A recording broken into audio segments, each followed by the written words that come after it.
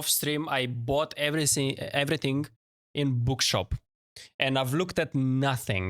So I did order a book in library because I think that's how you gotta read them. You just get them in library. I ordered one of them because I had bought it before previously, but today the goal will be to just get library over and over again and read all the books. I feel like they're gonna give us some really good info.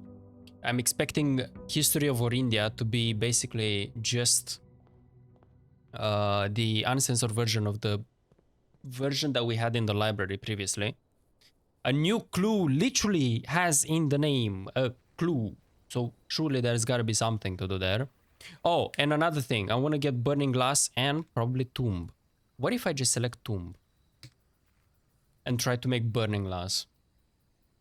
That would be huge. Oh, and I saw Shrine, and I'm curious, like, if I can get some huge bonuses from it that I've not seen before. Why am I going in here? I mean, I guess I could take the money.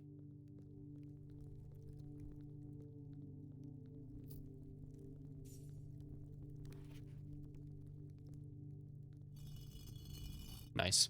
Now you have a penis. But yeah, there are... I don't know if you can light these things up.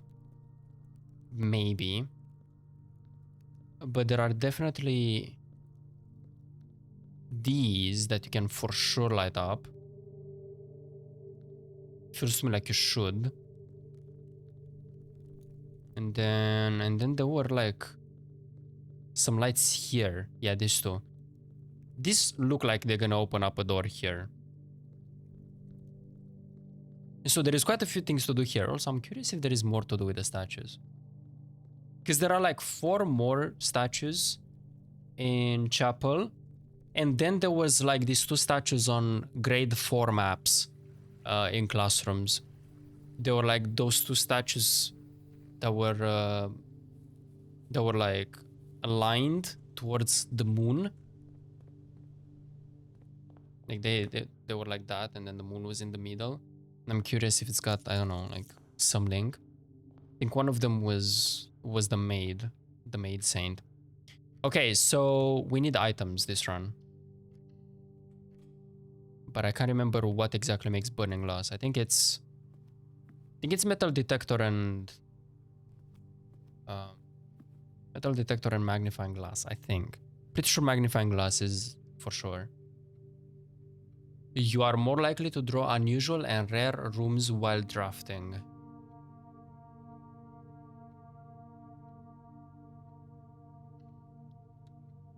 Why not? Why not? Does this give any resources? Oh, the pawn is here. Yeah, so I also went in the chess room because I was trying to fix the puzzle and try and get the bishop, because the bishop gives you money when you enter the chapel. But I couldn't brute force it. So I'm guessing that maybe you need like a few pieces in the spot before you can actually brute force it, I guess. I never heard of a puzzle that does that, but before I used to be able to like brute force most of the pieces. One pawn for chess puzzle.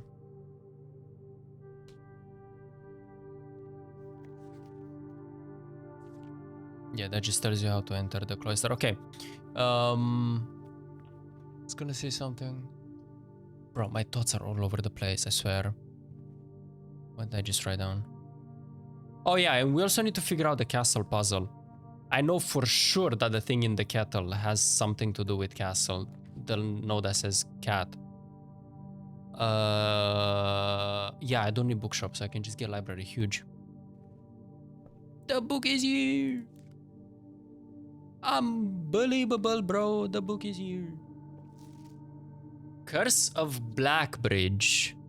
And I'm the first borrower. Oh, I guess because it just shows up, right? Ewing Redford is the author. The book was graciously gifted by Simon P. Jones, so that's cute. Curse of Blackbridge. And just the carriage on a bridge. Isn't there a bridge next to the cabin that was shown in the Alzara cutscene? I think there is. Forward, the legend of Blackbridge is one that's well known to the people of the Grand Realm. For versions of this tale have been passed down from generation to generation. With each new telling, the story has changed, becoming over the years more colorful, more verbose, and as one might expect, increasingly horrifying.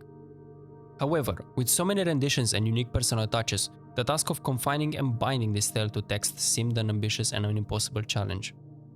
Over the course of my research, I have heard dozens of variations of the legend, and while the details would often change, I was surprised how much of the story's heart remained the same. Yet, the more I listened, the clearer it became that there could never be a definitive version of this tale capable of capturing all of the wonder and myth of Blackbridge.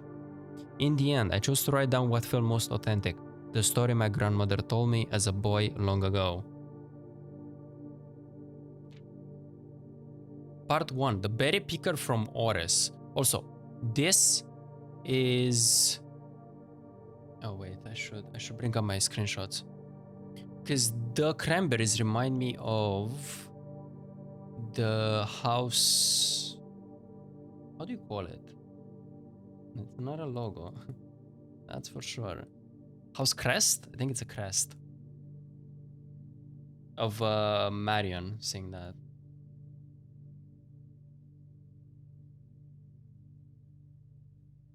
Where is the room 46 or the... Here. It should be here. Oh, the Sinclair, never mind. It's not Epson, it's Sinclair. But I mean, it applies to Marion as well. Because her is like combined, no?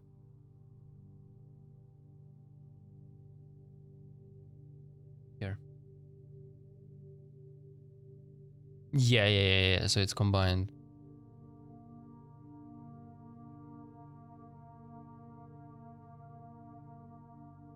That is so interesting that ours just has that musical sign.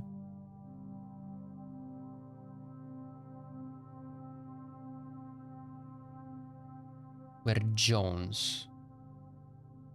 But Jones is just separate from this. Okay, whatever. Many years ago, before peace had become a familiar word, there lived a group of rogues so wayward that the locals deemed it appropriate to call their number the Unholy Hounds. They were feral outlaws, composed of society's worst in a time when society was at its worst. And for each crime that fearful travelers credited to the group, a dozen more lay unclaimed, each worse than the last. For the gentry, however, who often valued their coffers more than their companions, no crime could measure more wicked than the group's primary enterprise, high road robbery. One such member of this so-called band of rogues was a boy of 13 years, Jesper, who had not been lucky in life, having lost 2 brothers to war and parents to famine. In the years of hunger that followed, Jesper lived in a gutter behind the churchyard, relying on the nourishment of scurrying bugs and weeds harvested from the cracks of alleyway to sustain his pitiful existence. What the fuck, bro? It's not surprising that a child aiming to escape such hardships would take any easy road out. An easy and well-traveled road paved with temptations, leading out of the city and into the gentry lands, where loose purse strings entwine with the strands of salvation and glisten equally with the hope of opportunity. Bro, what a fucking sentence. It was this road that eventually led Jesper to the end of his youth, a hidden cave at the bottom of Blackbridge Canyon. It was here that he met his surrogate family and saviors, the notorious gang of godless outlaws known as the Unholy Hounds. Despite the hardened circumstances that had led him to this vocation of banditry, Jesper was surprisingly tender-hearted and was often teased by the group for being too kind for such an ignoble life. For this reason, Jesper was assigned the innocent role of berry picker. It was not just innocence that set berry picking apart from the gang's more wicked undertakings, for it was the only duty performed without the safety of night's concealment. Jesper, no stranger to solitude, did not protest that he worked alone while the others slept soundly, tucked away in the cave at the bottom of Blackbridge Canyon. On such occasion, Jesper decided to get an early start. He left the cave, berry basket in hand, and set out into the woods before the morning sun had even brushed against the tallest treetops. It was colder in the mornings, but the headway dawn afforded meant Jesper could reach the furthermost berry patches without worry of being chastised for tarrying upon his eternal... Bro, these words are doing me in, but however, I just got an idea.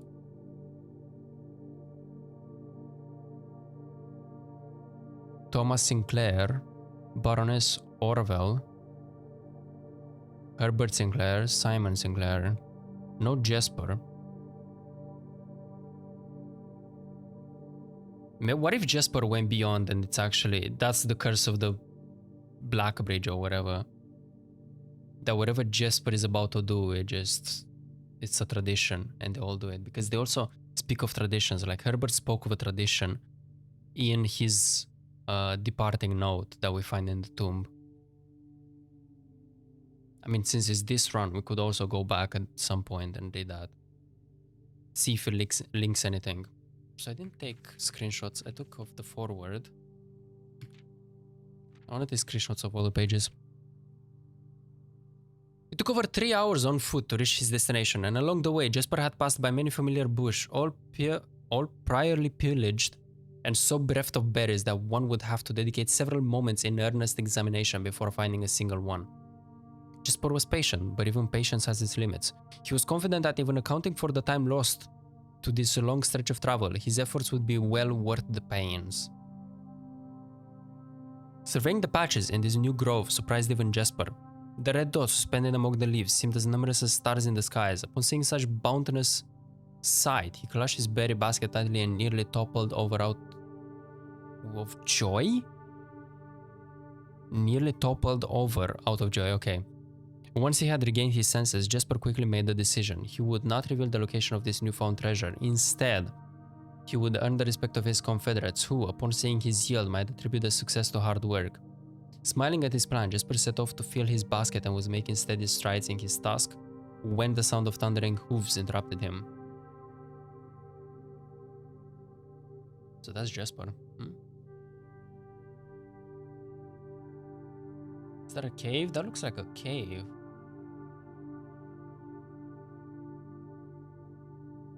Also the plot thickens. Hooves.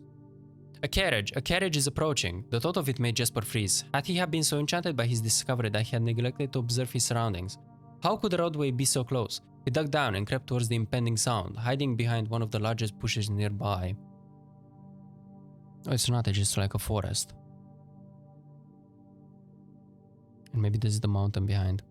It was only a moment before the sound's source revealed itself. Within 50 paces of where Jesper hid, an elegant carriage with gold trim came soaring around the corner of trees, led by 2 beautiful white horses and conveyed by a stern-looking driver seated atop the vehicle, flaunting the most sophisticated regalia Jesper had ever seen.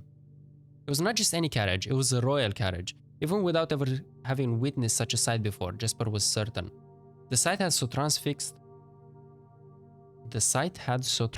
Jesper that he stood awestruck, unable to tear away as the carriage approached. The little concealment the bush provided was soon proved unequal to the driver's lofty perch, and upon spotting the boy he pulled the reins with such effect that the noble steed slid to a sudden halt with precise control. Bro.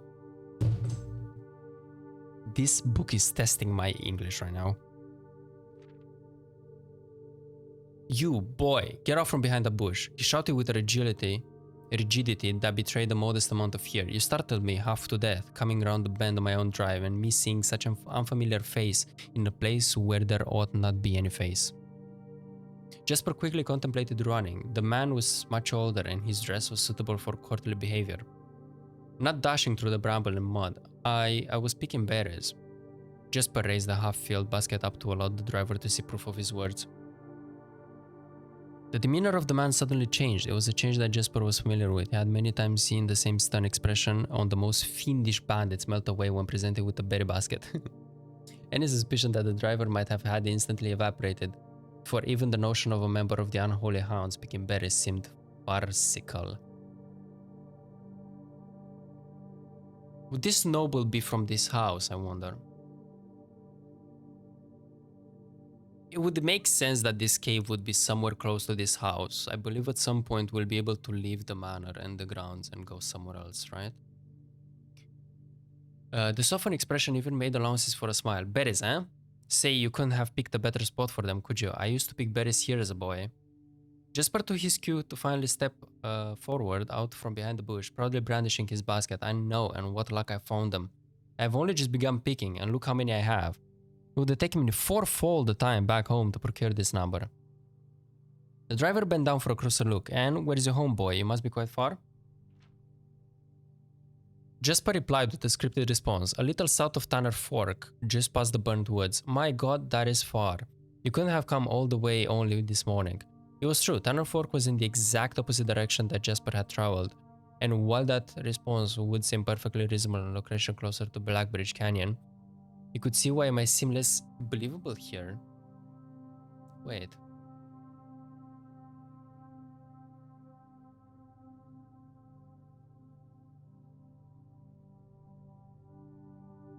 Tanner Fork, I knew I recognized it. 10.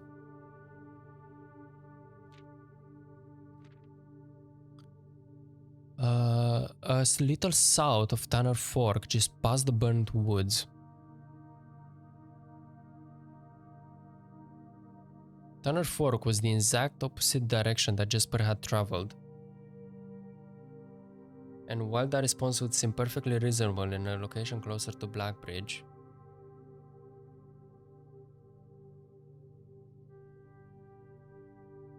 so the Tanner Fork station would be pretty far from Blackbridge. But the location that we're at is closer to wherever we're at.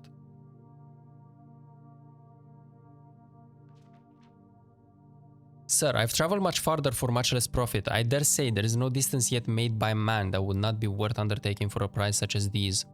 Surely you have tasted them for yourself. Jasper felt happier with this response, as it seems to amplify the man's smile.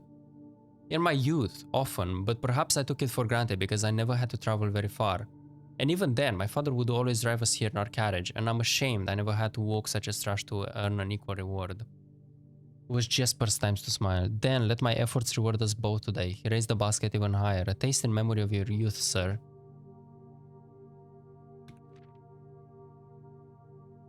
The driver chuckled and removed one glove, bending over the seat to reach down the basket, and at the moment his finger touched the first berry, the dagger in turn met his throat, cutting through a superficial layer of skin and drawing blood. Jasper caught the man's startled eyes, and for that taste I will have your purse, sir, in memory of my youth. The driver's arms had gone stiff, his chin raised and trembling, more frightened than he had ever been before.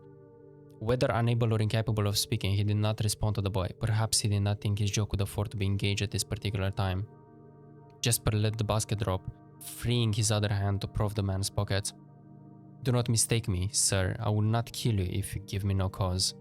Though I will admit, the thought of taking your carriage and leaving you the indignity of walking appeals to me. Unable to find the purse in the man's coat, Jasper pivoted to search the seat under him. Why having a purse upon a person? What a bar. The driver slowly raised his hand cautiously, pointing toward the carriage door behind him. Jasper lowered the knife edge to a small degree to allow the man to speak, which he did in turn softly. There is a lockbox in the carriage. Well, come down then and grant me the courtesy of sparing your life and binding your hands, a concession I assure you of my tender heart, for it would be much easier to slit your throat. The man started to comply, slowly lowering himself from the driver's seat of the carriage. Once down, Jasper guided him away from the carriage to a nearby tree, where he instructed him to get on his knees and put his hands behind his back. Excusing his inexperience, the man indulged Jasper while he figured out how to adequately bind him. God damn it, Jasper. God damn it, bro. The smile and kindness Jasper had seen on this man's face now nothing more than a distant memory. In their place, cold, dark eyes, displaying no emotion. I wonder, should I grant you the same clemency you are showing me? Jasper stopped, surprised by the question, but ignored it. Secured the final bindings and then hastily returned to the carriage. With one hand on the door's handle, he turned back to the man. If there is no lockbox, there will be no clemency. Inside the carriage was surprisingly dusty and unswept, a dark contrast to the elegant and polished golden facade of the exterior. It had apparently been many years since a passenger had enjoyed passage in this vehicle.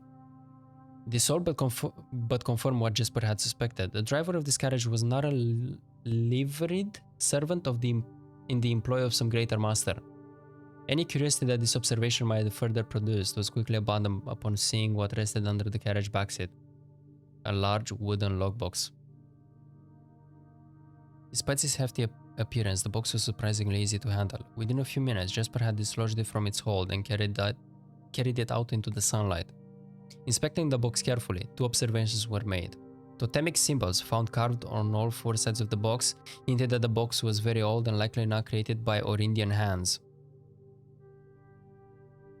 It reminded him of artifacts from the old world and was presumably crafted in one of the ancient realms. Secondly, the box was secured by a rusted yet robust padlock and would not open easily without a key. Jasper looked over to see the driver quietly observing from his indentured position. "Do you perhaps have a key you can provide me to open this box?" Without emotion, the driver replied, "There is no key to that box."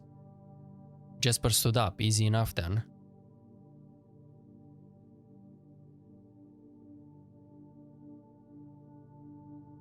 Nothing I can see on the box. He headed over to a nearby rock of sizable dimensions and lifted the stone up, carrying it back to the box. Okay. If there was ever a time when the lock had been resistant to brute force, it wasn't recent. With one hit, the stone had completely shattered the rusted lock. He bent back down and opened the lid. Inside was an effigy, a crude figure chiseled from stone. Without too much deliberation, Jasper bent down and picked it up, somewhat surprised how heavy it seemed given how light the box had felt. Having expected to find something more akin to gold or gems, he looked questioningly to the man, hoping to find an explanation. The driver's smile had once again returned. "You are cursed, boy, for deadly is the stone. You have opened that which should never have been opened, and you are cursed."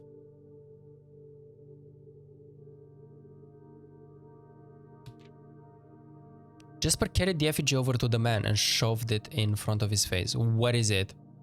"That's one." Feeling his disappointment rising to anger now, Jasper tightened his grip on the effigy.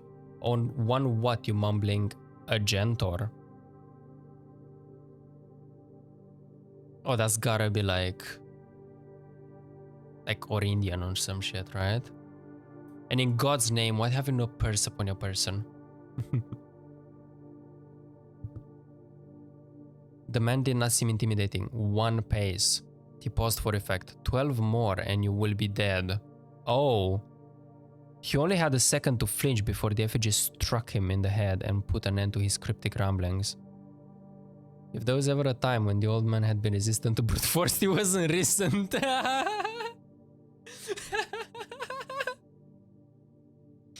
Okay, I like that.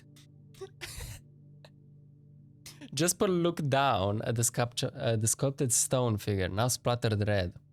Was he cursed? Was he cursed? He had of course heard stories of curses and had never doubted their validity in the past, but now he was standing face to face with the possibility of being cursed. His mind pleaded with him to be skeptical. What if he was cursed? What difference would the knowledge make? A dozen more paces would not be enough to find another living soul, to say nothing of the chances of procuring a remedy. If he did not move from where he now stood, he could live maybe another 3 or 4 days. Maybe more given the abundance of nearby berries.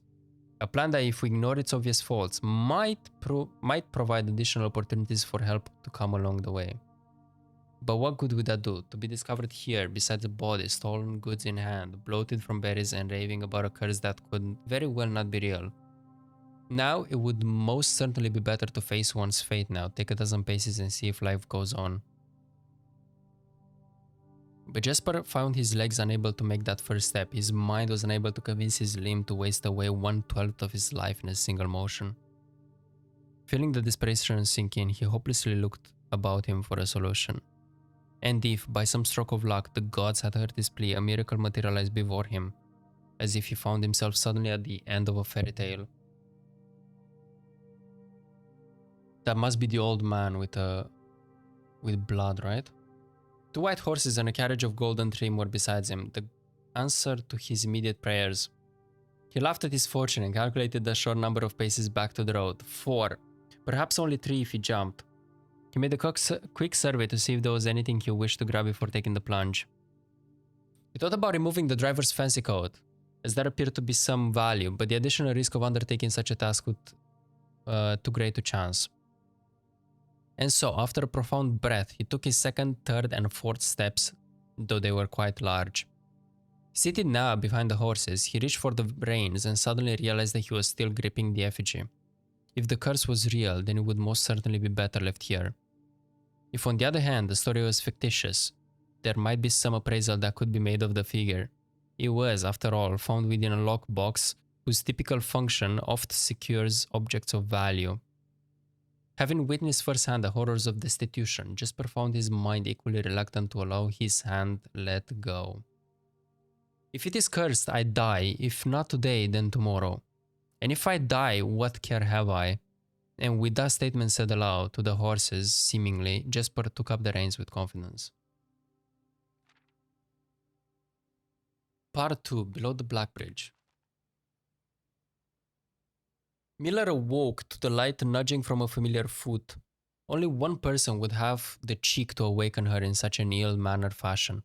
Shaking the sleep from her eyes, she glared up at him in the darkness, but did not say a word. He nudged her again, teasing, then stepped back into the dim. After taking a moment for her eyes to adjust to the darkness of the cave, Miller remembered. She was on third watch today, quietly collecting her things and wits. Miller turned as she left, waving to her young friend, who was more than likely already asleep. She crept through the cavern's main passage, careful not to wake the sleeping bandits around her. Like a hero in a book, she often mused. Who the fuck is Miller? Quickly she grabbed the bow from the haphazardly formed pile of weapons, shaking the accompanying quiver in the darkness to assess how many arrows it held. She then walked towards the sun-drenched mouth of the cavern, ready to start her shift. Above her, in one of the few trees found in the canyon, Miller could see that Ravia was already posted. She waved and Ravia waved back, calling out to each other was strictly forbidden. Anything louder than a gesture in the canyon was forbidden. When Miller reached the tree, Ravia lowered the braided rope and pointed to the ground behind her. Miller turned, following the finger, and saw a pail of water resting beside the nearby log. She turned back to Ravia, nodded, and secured the pail to the rope. The pail went up first, and in turn, Miller followed. Ravia reached across to grab the water. Miller leaned back to give her space. There was not much room for maneuvering in this tree post, a necessary concession for the concealment the outpost demanded. Ravia tilted the pail up to her mouth drastically, illustrating how thirsty she had been. Miller laughed silently as water poured out, splashing onto Ravia's face. It was a bit too daring and noisy of a joke, and had the others been around, they would have certainly been scolded for the unwarranted sound. But Miller appreciated the efforts that Ravia took to verbalize the silence of the morning. They had been on third watch together for over a month, and during that speechless time, their friendship had grown into something special. Affection was unsurprisingly scarce among the unholy hounds. She had felt camaraderie before, of course, but intimacy never. Miller and Ravia.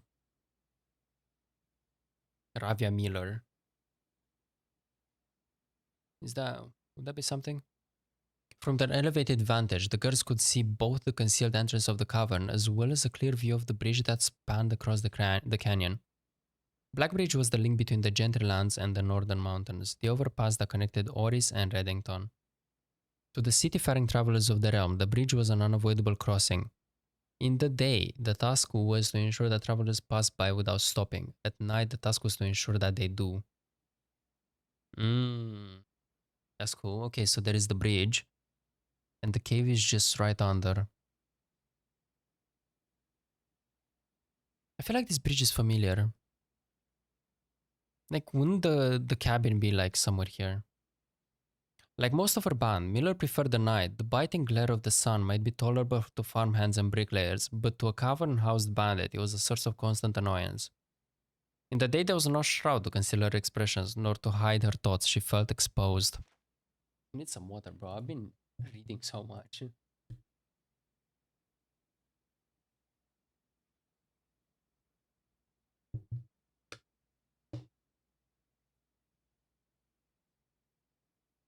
Ravia touched her elbow and pointed up. Miller, striving to suppress a budding smile, subtly shook her head in response. There were many signs that the unholy hounds used in lieu of words, but the two of them had developed an extended vocabulary. Gestures quietly forged in the shared solitude of their month among the branches.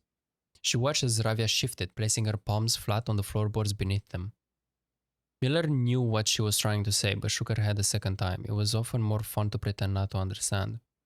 Ravia rolled her eyes and turned away, looking back to the canyon, squinting through the leaves. The two girls held still, watching and listening. It was not long until Miller too heard the sounds of approach. That's so cute. They're just flirting in silent language. What the fuck? Wait, what? How did you do that?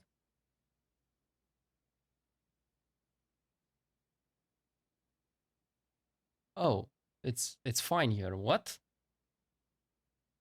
It was purple just now. Refresh fixed it, bro. Cooked. Um, Ravia held up two bent fingers, and a few moments later, two men emerged from the bridge southern end. They were dressed in a familiar uniform, long grey coats with black facings, white waistcoats, and black tricorn hats. What the fuck is a tricorn hat?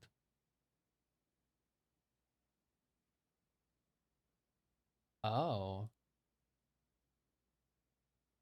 Oh, I see.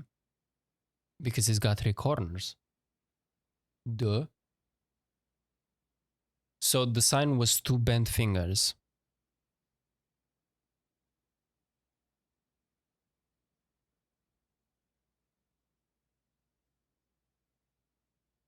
What did this sign mean? Touched her elbow and pointed up. I don't know if, like, I need to know that though. Two bent fingers, maybe. They belong to the local patrol, the Black Guard. Although not an everyday occurrence, their presence at Black Bridge wasn't an unusual sight. It typically indicated an important traveler's impending passage across the bridge. Information that the girls would promptly relay to their leaders as soon as the coast was clear.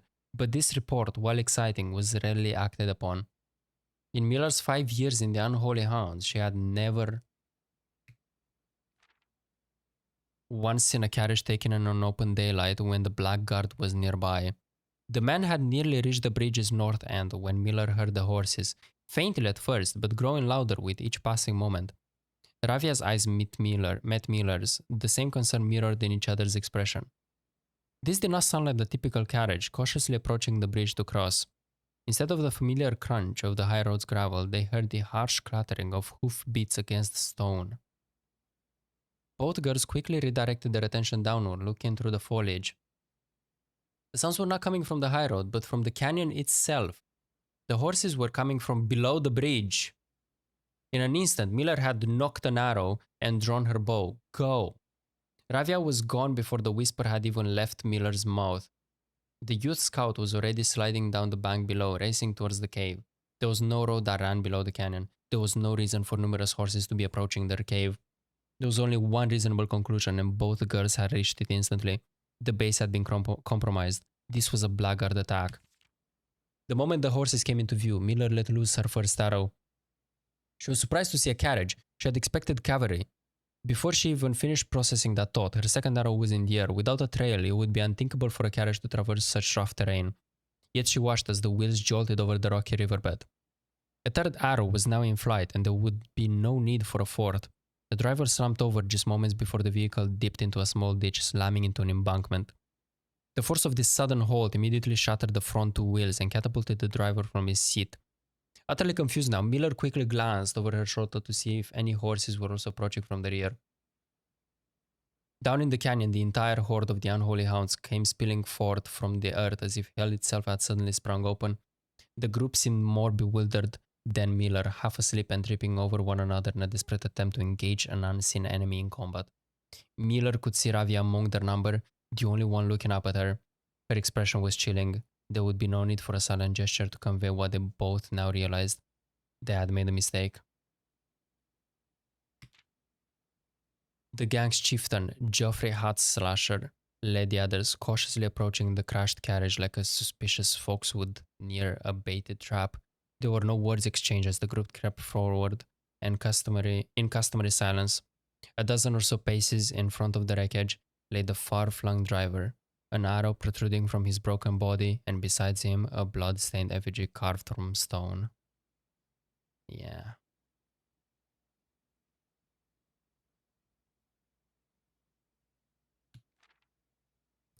Miller was inconsolable. Jasper had always been her favorite. He had always shadowed her in the night, clinging to her hems of her every move, the way a child tails behind an older sibling. Tender-hearted, she had always called him, though deep down she had known that wasn't quite true. His appearance of gentleness concealed a raw, resilient durability that emerged in the most perilous of situations. Had been a flower among the nettles of this cave, but he still had thorns, honed by a grim past and 100 hands of misfortune. They had buried him in the darkness in the back of one of the largest cavern rooms. He was interred with a berry basket and a silk handkerchief that he had treasured. The mysterious effigy they had found beside him served as a distinguished gravestone, a marker that stood out as somewhat special among the rows of similar swords marking neighboring plots. No one spoke, not even in whispers. There was nothing to say. Miller awoke the next day to a thunderous shaking and rattling of the earth, a far cry from the playful nudging of the previous day. She strained to adjust her eyes, but the choking sting of stirred up dust caused her to flinch. Panic was also in the air. The sounds of scurried footsteps and clattering feet filled the space around her. But even in alarm, the silence was louder. What was it that sounded so strange? Miller closed her eyes tight and used her feet to guide her along the passage. The whispers around her were getting louder, and intense voices could be heard ahead. Louder speech than he had ever heard spoken in the canyon. A growing dread grew as Miller approached the mouth of the cave, her eyes now open wide despite the dust. Shouldn't it be day? Miller felt a hand in the darkness pulling at her. It was Ravia.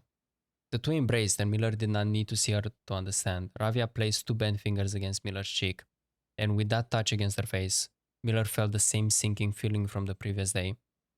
Two bent fingers confirmed what Miller had suspected. The girls had forgotten to relay one critical piece of information to the others. An hour or so later, the screams began, blood-curdling cries of hopeless desperation. Captain Fodrick Lee of the Blackguard looked down from the ridge of the canyon to the collapsed entrance of the cave. Ah, he grinned. Now they speak.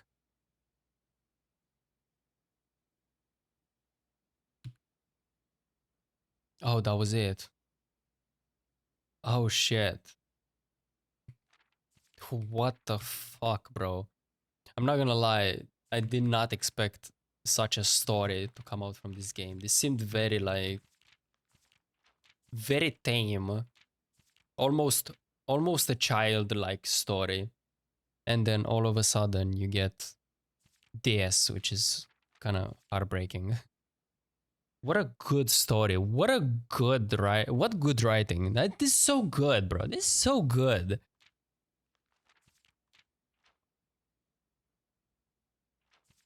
I don't know what this tells me though. Like, I expected it to give me some details on the Blackgate Grotto, but I don't get it. It feels like at some point I'm gonna get to the cave, to the grave, I'm gonna see the grave, and I'm gonna get the effigy. Like, you can see it, it's over there in the middle. I think that's the effigy. Bro, my nose is so itchy, I swear.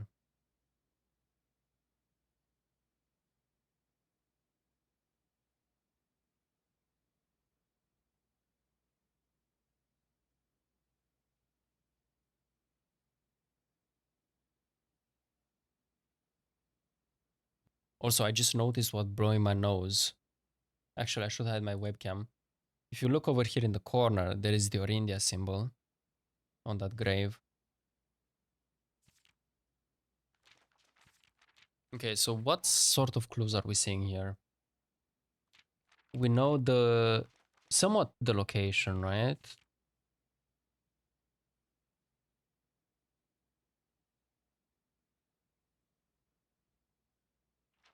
So the bridge.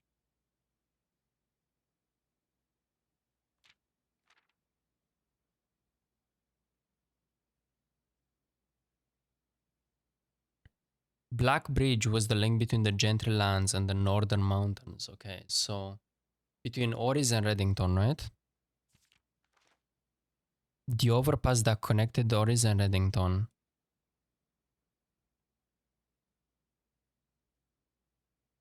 Ori's train hall is 1. Which is that.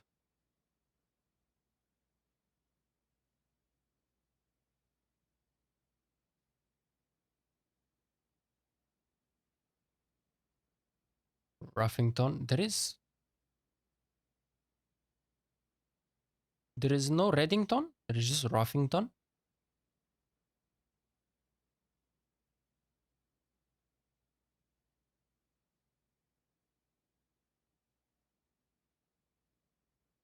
Oh, 15 is Canyon Pass.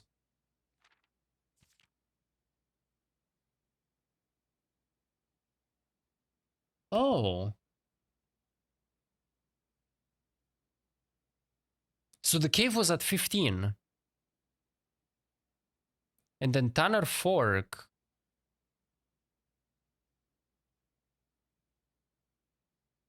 He said he's coming from.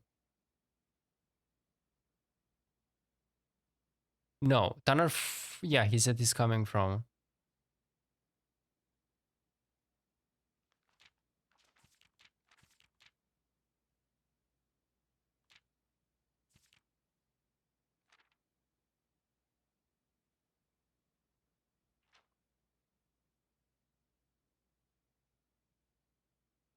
Tanner Fork was in the exact opposite direction that Jesper had traveled.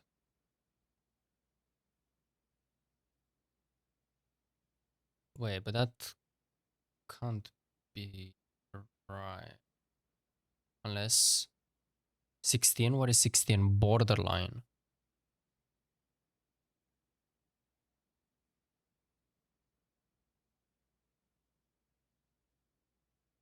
What is 13? Dead end. And then 4 is Ruffington. 9. Mainway and then Royal Station.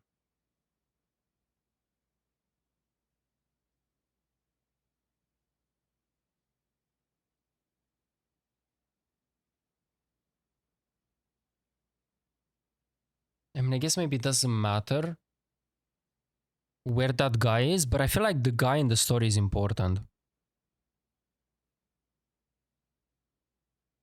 Like, there is a lot of information regarding that guy, you know? Like, we know how he looked like.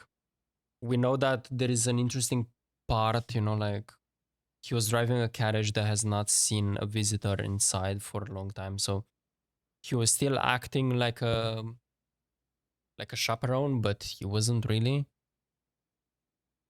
I guess it was just tradition, right?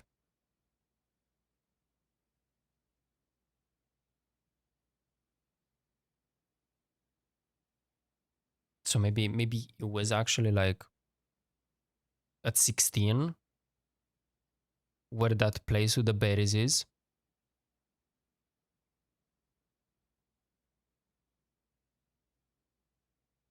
Or am I getting this wrong?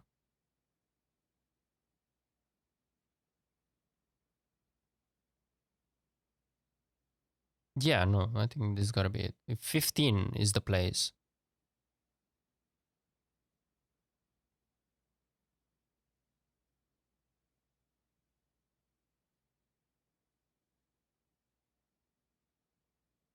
But then where would Dreddington be, bro?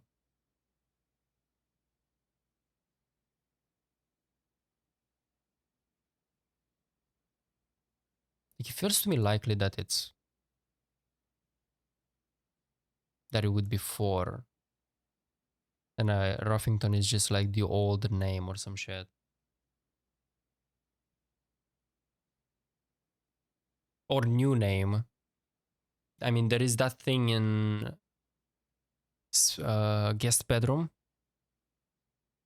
where there is a Reddington card that doesn't have the penis mountain.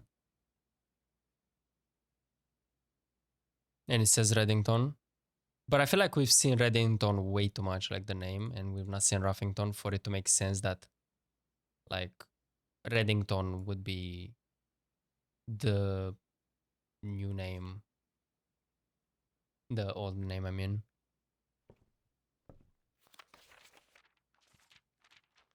But this gives me no, like, clues as to anything, or am I just daft? Like, I thought that it would give me some clues as to where the microchips would be. But I feel like this is just foreshadowing the story.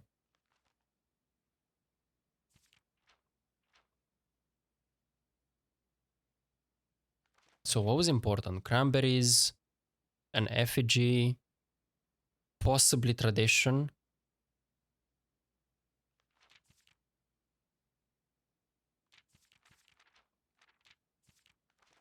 The Blackbridge, maybe police. I kind of gave up on the idea to screenshot this book, but can I find it online if I want to read it?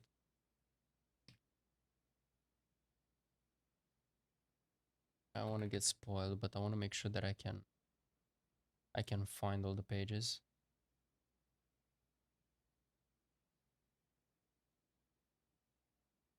I have a transcript of it, but with no images. Or no, I found it.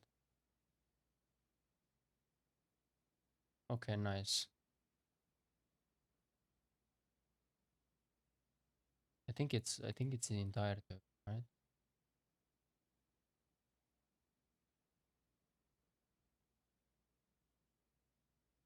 I mean, at least we'd have the transcript of it if we search for it. Okay, cool, nice.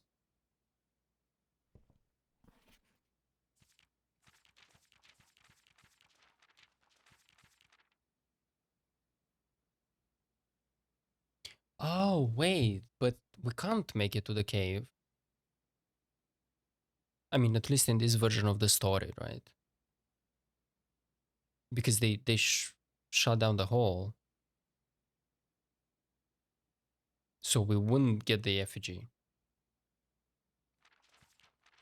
And importantly, the box has like old ancient realms in, like symbols. Okay. Cool. Should I reset the run? Magnifying glass. Okay, I'm not resetting a run. Because my goal is to get as much info as possible from these books today. Yeah, I don't really have much set out except of trying to discover more, right? Oh, I should try again to solve the Pentagon in the Sanctum.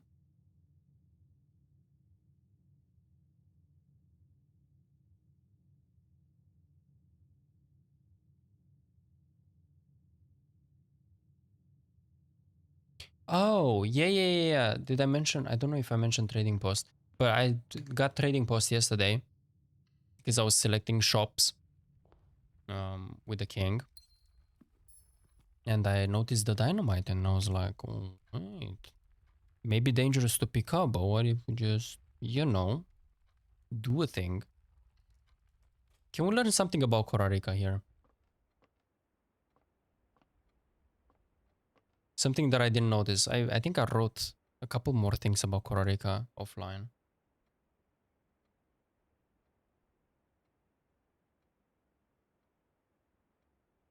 What did I write? Korarika, academic mode, the thing, like which symbol it is, mountains and purple.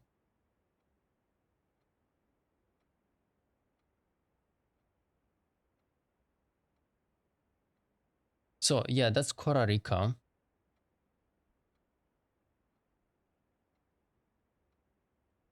Orindia, Fen Eris, Eraha.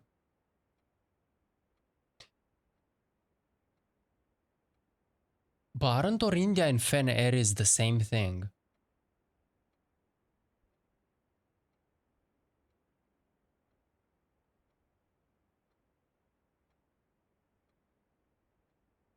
And then heat, rainy, stormy, snow, windy. So would that be snow because it's mountains?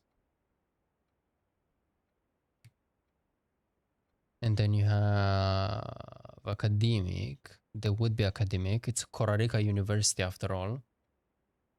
And we got violet. Loki, we could solve Korarika. We just don't know the modes, like how many modes they have. Right? Oh, there's a keycard here. Nice. Sick, bro.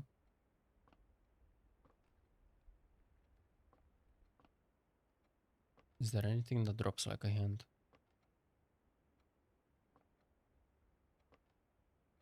I mean, this clock looks weird. Maybe the 4 modes? 4 modes, maybe? But there are so many different types of clocks in this game. I don't know. I'm gonna have to try it anyways.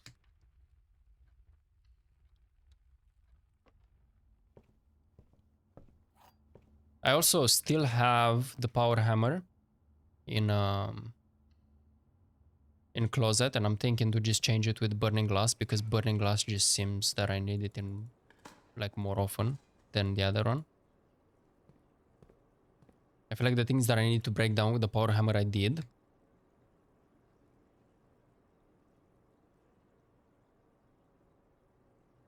Do I need a specific room?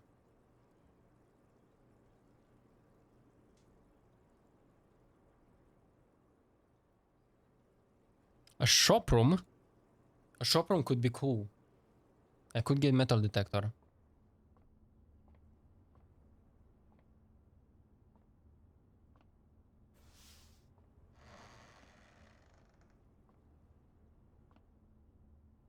Pawn is here as well. Wait, what? Why is there a pawn here?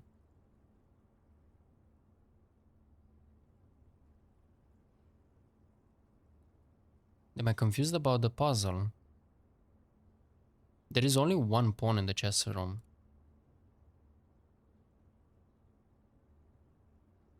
Uh, 5...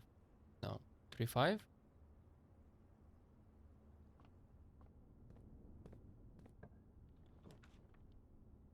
Shit.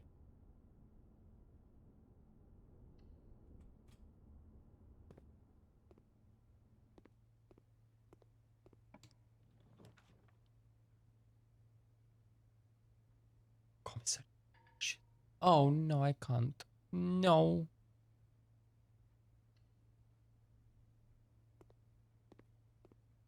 Fuck, bro. Damn it.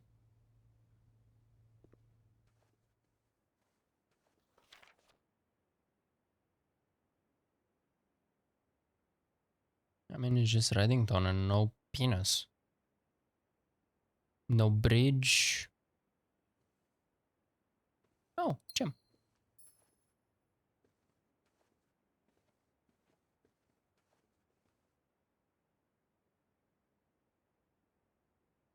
Does this still mean nothing to me? Kind of. This is not Marion, this is Clara Epson, right? So why did she have that? Why did Clara Epson have that?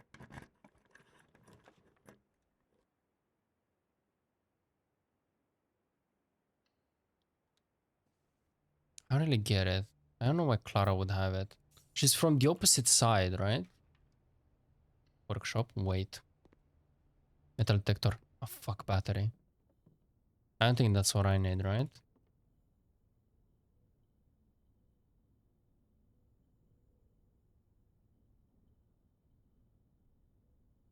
No. Okay, let's try and get some gems. Also, 84 steps. What the fuck? I didn't even do anything, bro. Let's try and get some steps and try and get commissary. Commissary is gonna have a gem requirement. I'll get code check in case I get burning glass.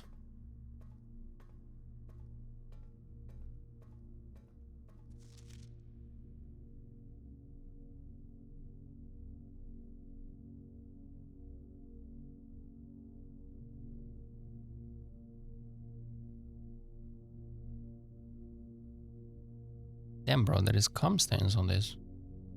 Huge.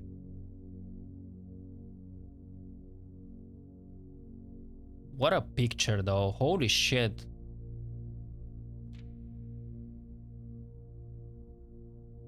Also, the Children of Blackwater.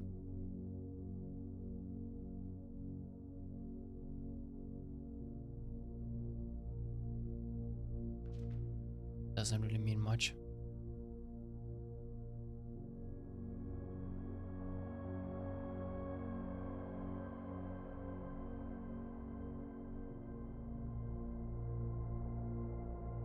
No finger symbols. Swan.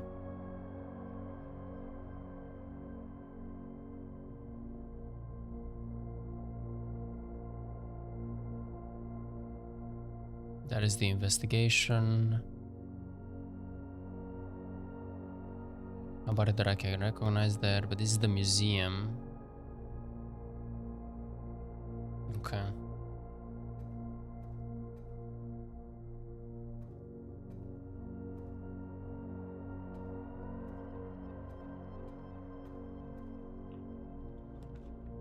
Commissary, please, please, metal detector. Shit, I don't see it. You piece of shit, there is nothing here. God, fuck you. Fuck you. Walk-in closet is not gonna have what I need. But I don't have gems anyways. Cooked, bro, cooked. Oh, wait, this is huge.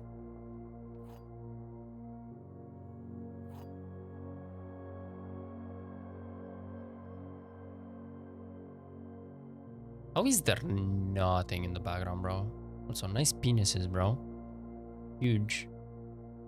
That looks like the cranberry leaves, no? The empty boxes both have false statements. The blue box is false. The white box is empty.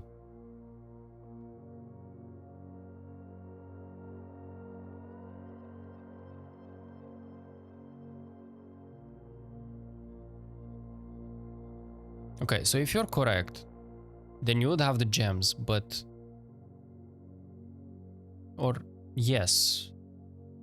You would have the gems because you would be correct, because you would be true. Thus making those two false. The white box is empty, the blue box is false. So that would make you false, which would mean that the blue box is true, which means that you're false, bro. So the empty boxes both have false statements. So the empty boxes... then does that mean that one of the empty boxes has a gem? Because probably the empty boxes both have either true statements or is 1 and 1, maybe?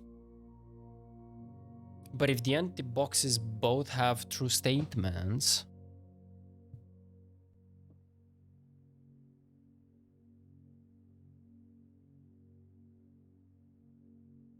That can't be true. Because these two contradict each other, right?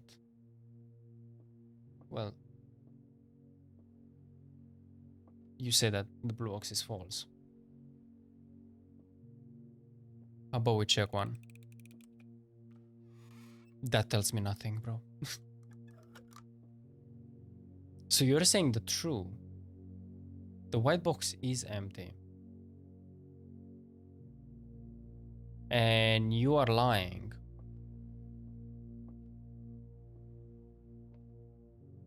And so you would have to say the truth or lie. The empty boxes both have false statements. But that's so confusing to me.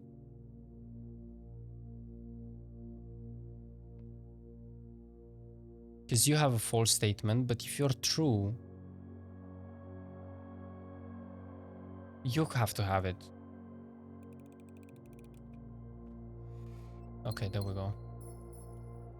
God, that was too much headache, huh?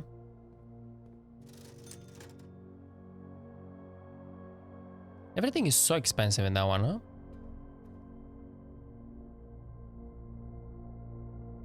Oh, wow. I just have one way to go. Okay. I should get security door because I have keycard. I could just increase the security. Huge.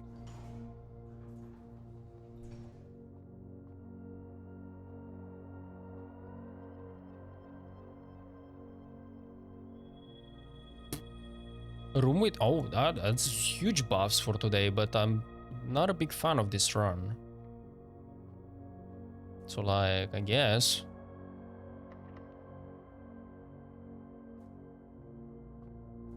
Which is more important? I feel like this one.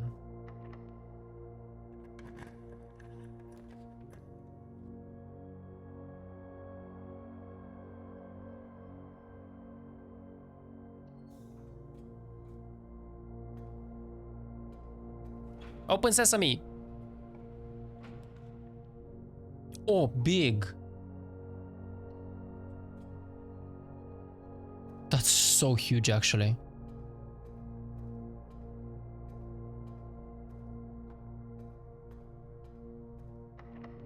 Okay, that one's locked. I need fucking keys, bro.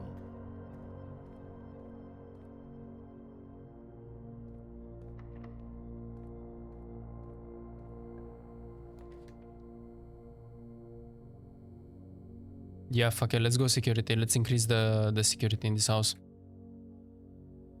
I don't have any keys and I'm not gonna get more. Especially with having archive.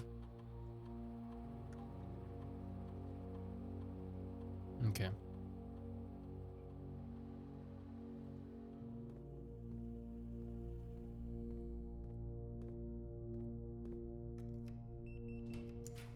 Huge.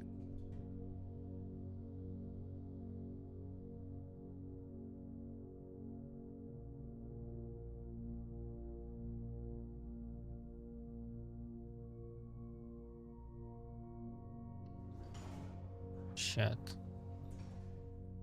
Could I give power to the security room? Did I do that before?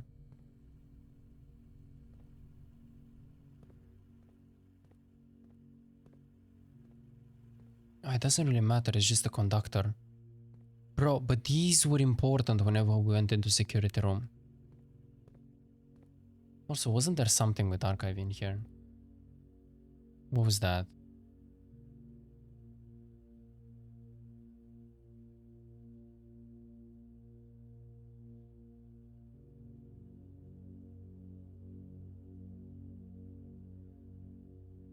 Yeah, it's like this. 3 on the bottom, 4 on the top with archive. Delete it. Delete archive?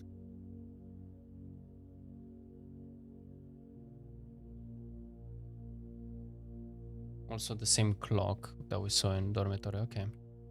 So wait, 3 on the bottom, archives over there. Okay, so it's talking about these. That in particular.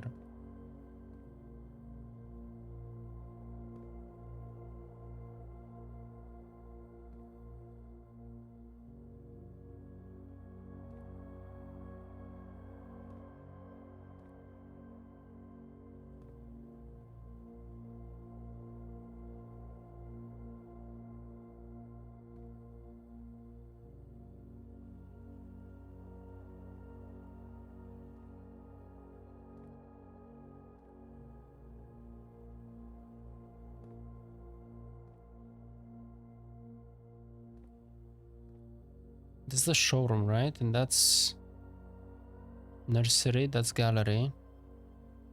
That's office. What is that, storage?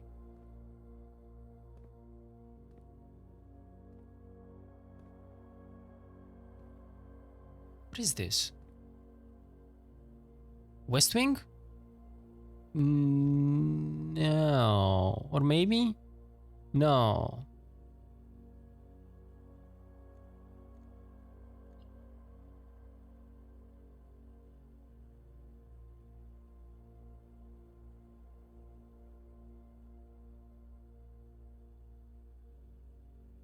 Hallway? Corridor.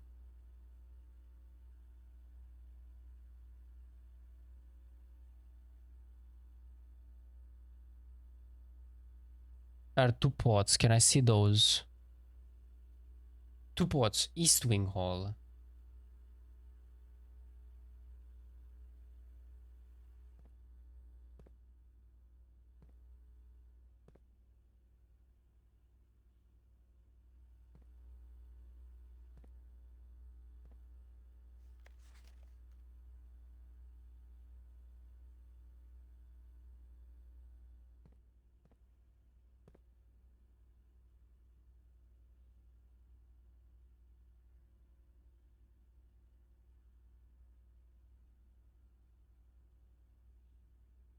Do I have these rooms?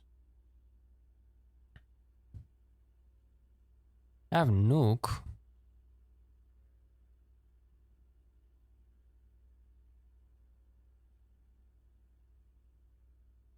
I don't have showroom. I don't have office. I don't have nursery. Gallery. I have most of these rooms. Storage? Is that storage?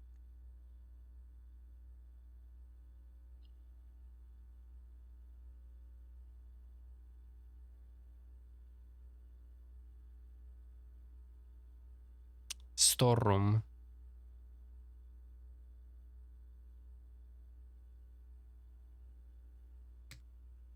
Storeroom, spare room, security. Okay, bro. You like your S rooms, huh?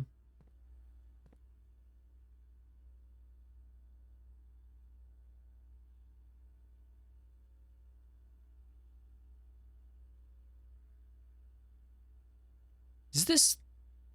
Okay, wait.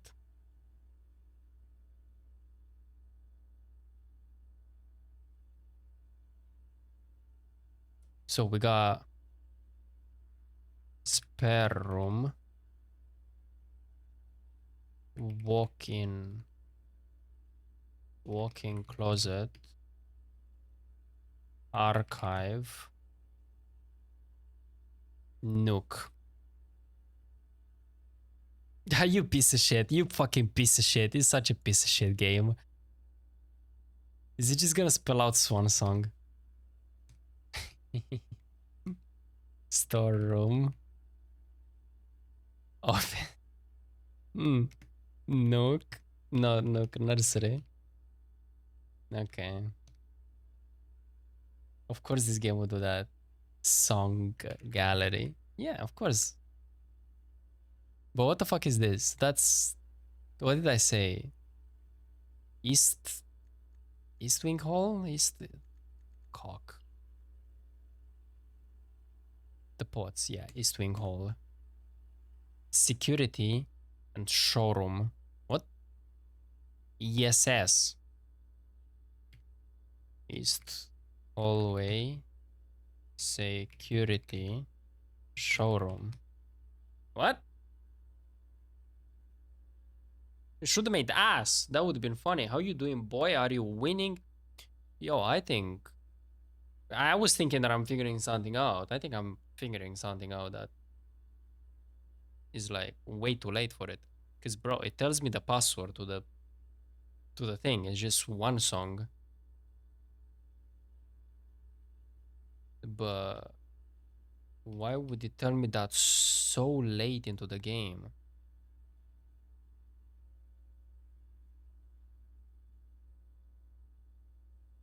Delete it. Delete what? Swan Song ESS? Are we sure? I am in security. That's gotta be showroom, right?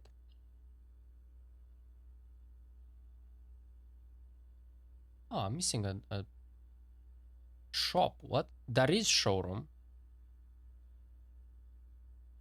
And then that's gotta be... It's gotta be that one room, right? Otherwise, it's H, W, E, or C. HSS, WSS, ESS, or CSS. Doesn't neither like none are making sense for this. Is there someone to put in 3 letters? Login, Swansong.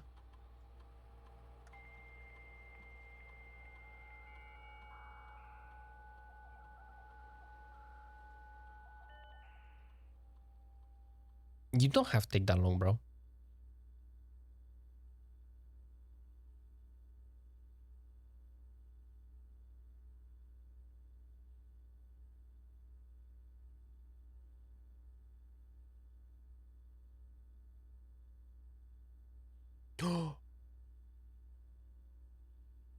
Get up that shit.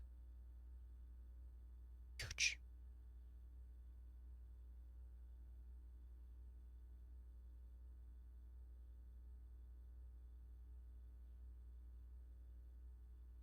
Kirk? Oh god. Per our last meeting, effective immediately, please suspend all security camera recordings. Live surveillance has been approved, but the Baron no longer wishes to have tape logs of activity on the estate. I know this might seem like a security risk, but I promise good reasoning behind this seemingly unsound decision.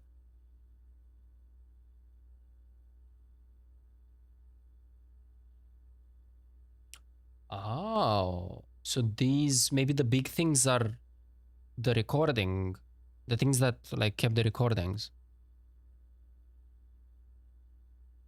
Sorry for the lag in reply. I'm still learning how to use this machine. Thanks for bringing this issue to our attention. This was not something I considered, but it seems like a reasonable suggestion. I'll discuss it with the Baron during our next meeting. Please present interest in installing secondary access levers for both redundancy and convenience. This may be a perfect excuse to allow him to execute those plans. Secondary levers. Does it mean just the 3 that are for room 46? Potential security vulnerability of having an untouchable lever in the weight room. Oh! I'd like to address one potential security vulnerability of having an anti-chamber lever in the weight room. As the years have gone by, the Baron's frequency of working out in this room has gone from once in a red moon to as rare as a man without self-pity. As such, we find this room mostly regulated to guest use, and given that an anti-chamber lever is not only unsuited but also poses a security risk, I advise we either remove or conceal it and install a secondary lever to control the south entrance. What if you choose to conceal it and there is another one there? Did I never read this? Oh, wait, you couldn't access mail until we did something.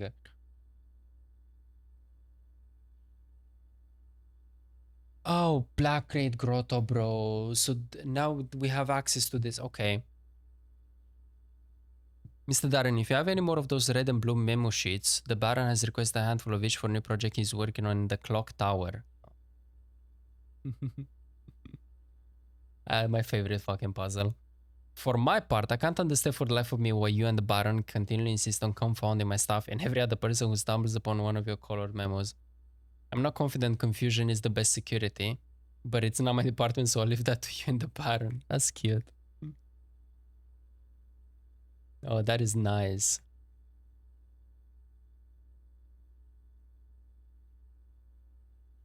Account data transfer, glossary of terms. Dirigiblocks. Players may find an arcade cabinet for the popular game Dirigiblocks. Though the dismay of board members of the staff, the cabinet has not been in working order for the last several years. Oh, although the game is not currently accessible, it is scheduled to be added in a future patch. Oh, bro, I wanted to play that since the first moment that I saw Dirigiblock.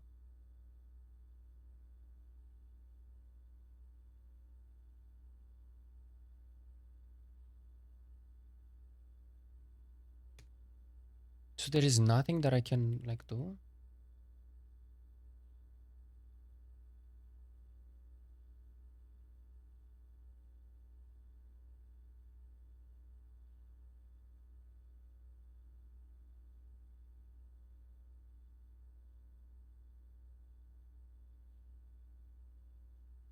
What is luck?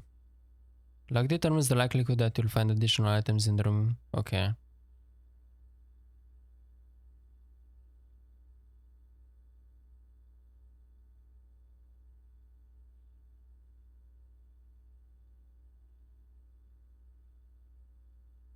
Sieges are ancient runes imbued with meaning that use symbology to represent meaning.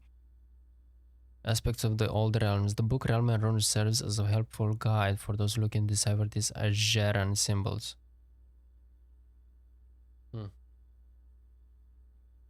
But okay, Swan Song and S.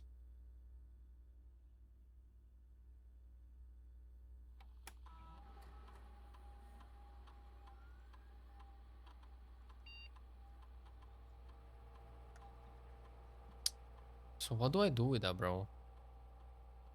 Delete what? ESS.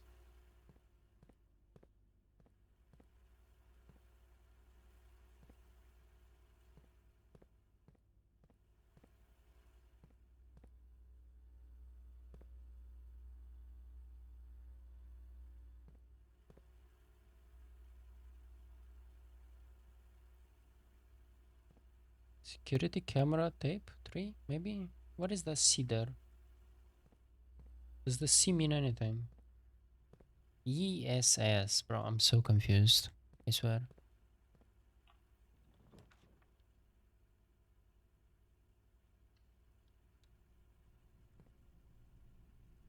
Okay, bro. Thank you for the wait room. Also, I heard there is a lever concealed here, guys. No, I never looked into this place. But this wall looks cracked. Okay. Yeah. Okay. I see it now. Yeah, this is obvious now. What is code check? You got hammer? I do. It's in code check. Let us hammer it down. And when I said that a hammer is not as useful as glass blower, whatever the fuck you call it. Yeah, this way. Bro, it's so far. I got 29 steps because of fucking my ass room. Wait, what? Wait, what? Not that one, not that room. Isn't that there is not a room like that in this game, please. God. What the fuck? Wait, that okay. Give me my fucking hammer, bro. I have it, yeah? Yes. Okay, can I make glass blower before I fucking lose all my footsteps and I can't go back to code room? Probably not, right? I might even lose the hammer because of that.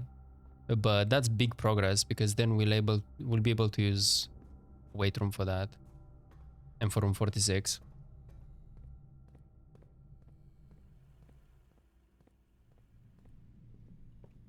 Yep.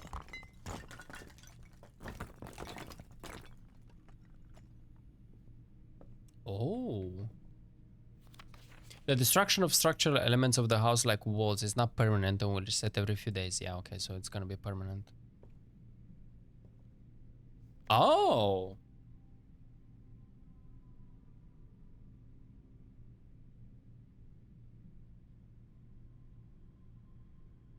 I wonder how early you're meant to find this.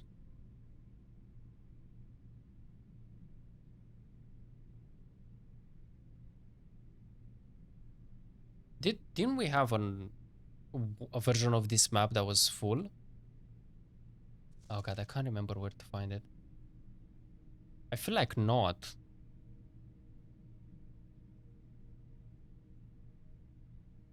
That is the lift to foundation, right? It must be. Okay, so it works. Is the power hammer or a normal one? Is the power hammer?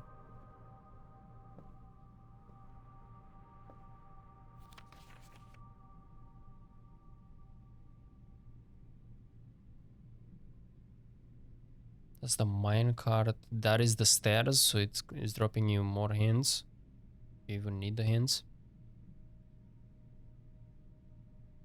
The 8th and 2 hour.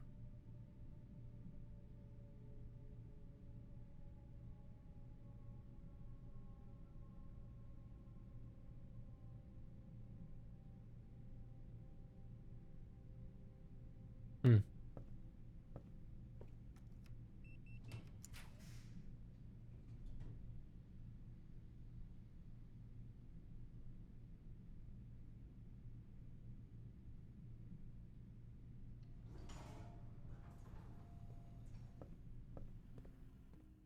We should probably bring back the hammer. Because I'm not gonna make a glass blower in time.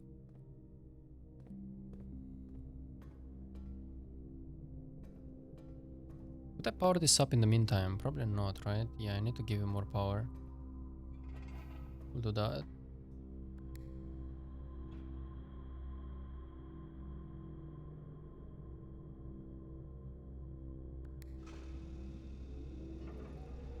Send it to the right.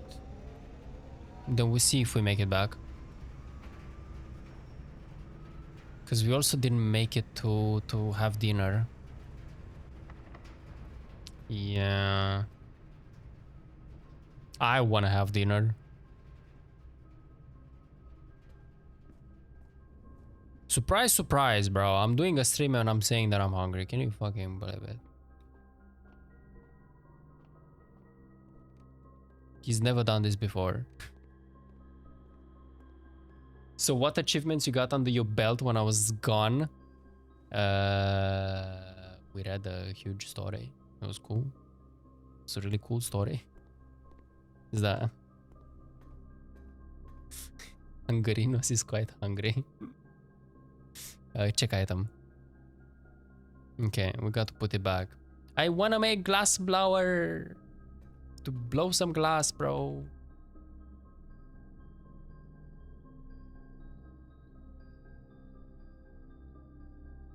And I'm pretty sure I figured out another puzzle, but I don't know what to do with the clue. Another pawn, bro.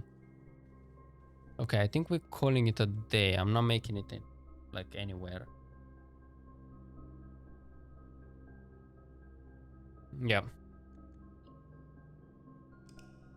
Okay. So we need to get library again and select either a new clue or the history of our India. And then call it a day again. Maybe I can get tomb as well. But I don't think it's gonna give me any important epiphany now. I don't think I have enough information. You know you can blow without any glass? So yeah, I do blow every day before stream.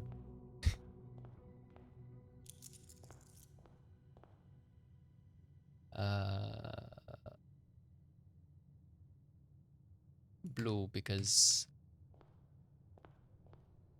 library is blue.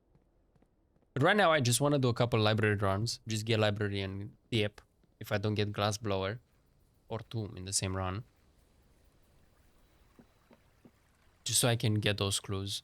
I'm still shocked that that entire story didn't tell me anything.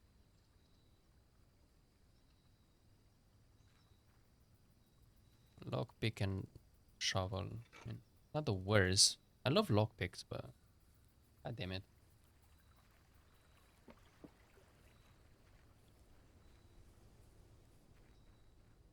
What the fuck, Snap? What the fuck?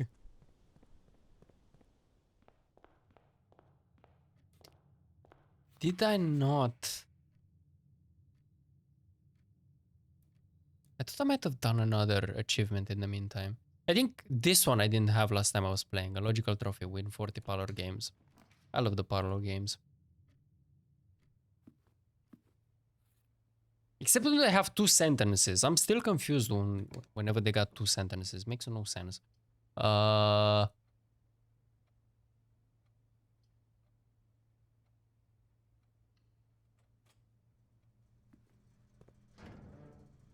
This is an investment. I get security again, which I don't mind picking it again just because of that one puzzle. Then that'll be really dope. Fuck it, give me a package. Whoa! 4 stars, why?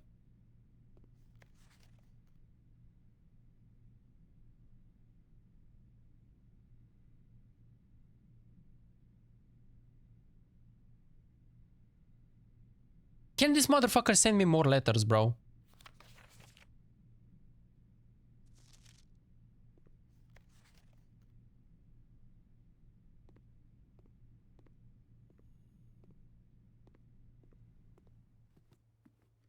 I wonder if I need to pick mail to trigger more letters.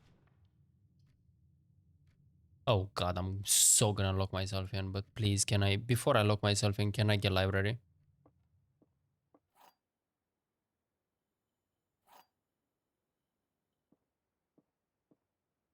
Gems are in this box. The blue box is true. The gems are not in this box. Oh.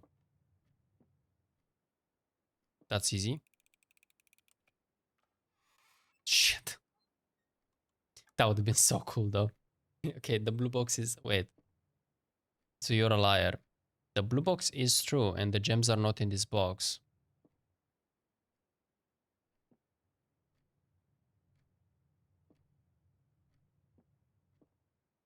So how would you be able to tell This is the only one that says a location. Oh. Wait, but you can't all be liars, right? So this is a liar. If the blue box is true, then maybe you're true? And the gems are not in this box? But if you're false, then the blue box is false. So the gems are in this box, but we know that this one is false.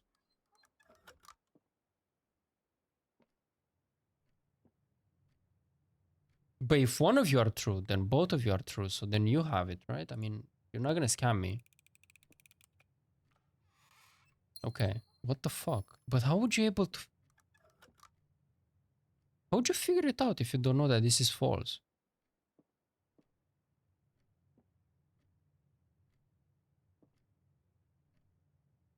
Oh, I guess because if it is false... And it's got the gem... Okay, and it doesn't have the gems. Yeah, I get it, I get it, I get it, I get it. Because then they all become false, and then it makes no sense. Aquarium!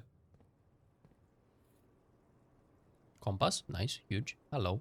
We never gave him a name. He looks like a Jimmy. Right, doesn't he? Archive! A! Archive! A.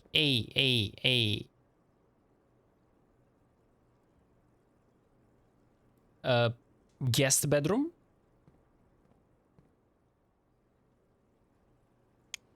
Which one was that?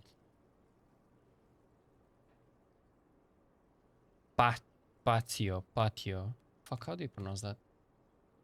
Patio.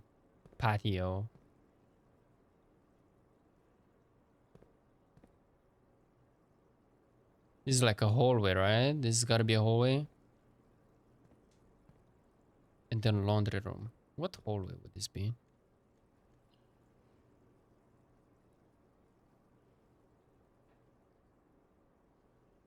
Corridor. It would be corridor. PCL.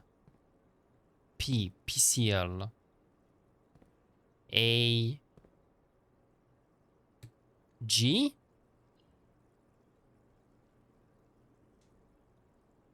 No.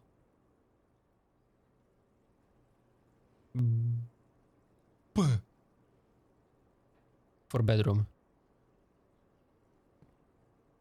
ABPCL. Okay, makes no fucking sense to me. That shit might as well be math, bro. Clock tower. Cock tower, bro. Joel! Oh, it's Joel! It's just Joel, bro. My boy Joel. You're so right. Nice Joel. Nice Joel snuff. Huge Joel.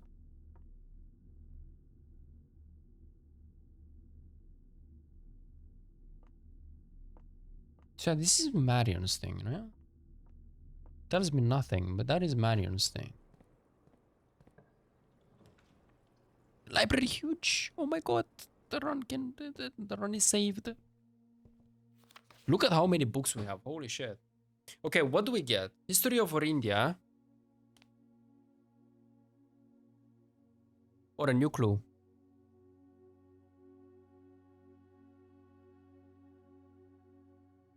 I think a new clue is probably going to be so interesting, no? So wait. Oh, Realm and Rune is going to be also really cool. We'll get a new clue first, and then we'll get either History of India or a Realm Rune or whatever. Yeah, that's what we do. Because I also want to see if I can figure out Korareka without the additional hints.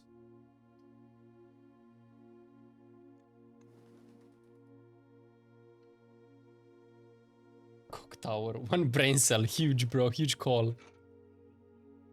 Metal detector. Wait, isn't that how you make it? That is how you make it, right? With magnifying glass and metal detector.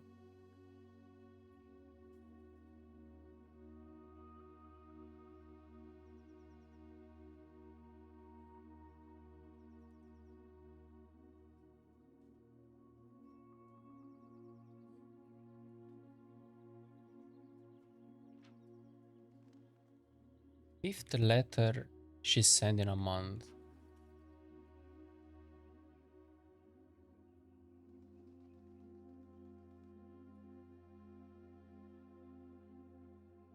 Three years away from home.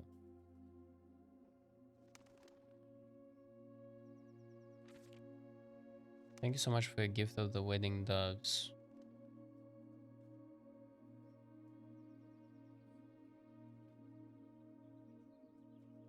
Matthew?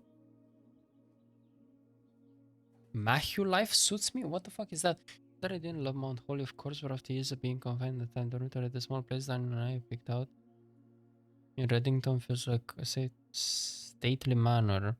Was finished unpacking and settled everything up. I'll insist you on we can share a meal.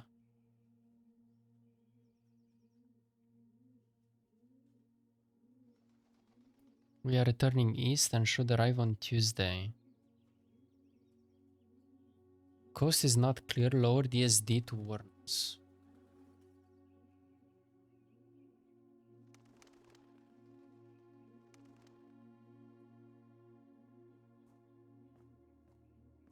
What would be the SD?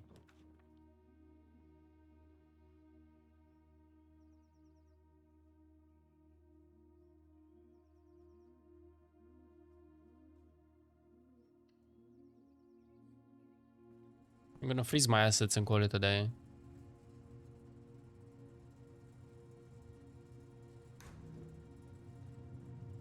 Master Sinclair personal freezer. And there is a letter in there. How do I do this? Oh, I think it was something to do with furnace, wasn't it? Oh. Okay, we gotta figure out how to unfreeze freezer.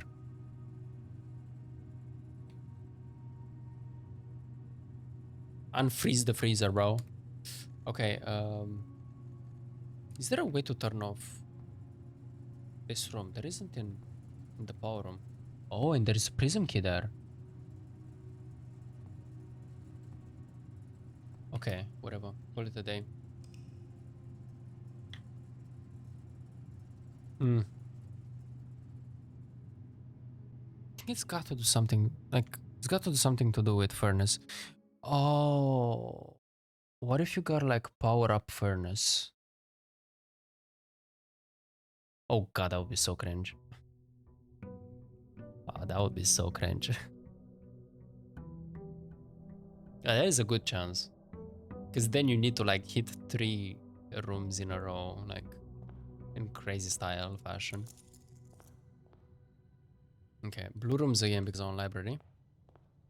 Hello, Penis Mountain. Welcome. Was there a password to that thing? The book or a hint as to the note? If you remember the binary note?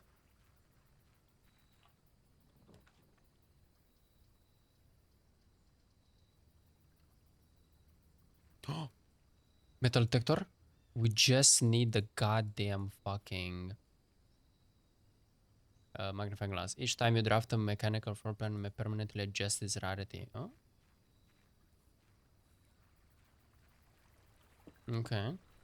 I didn't use wrench often.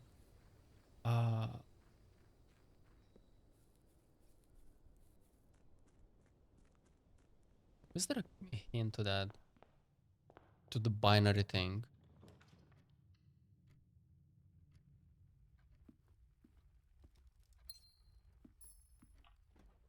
You know, but it was familiar with something else. It was familiar with that thing.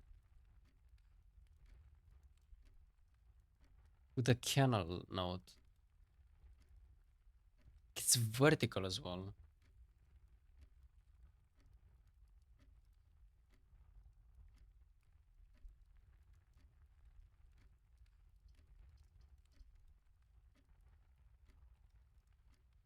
I don't know if I have a screenshot of it.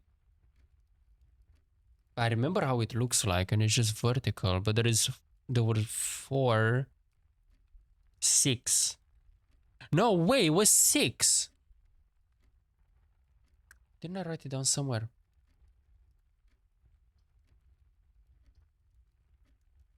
1 0 1 0 0 nothing. Just like castle.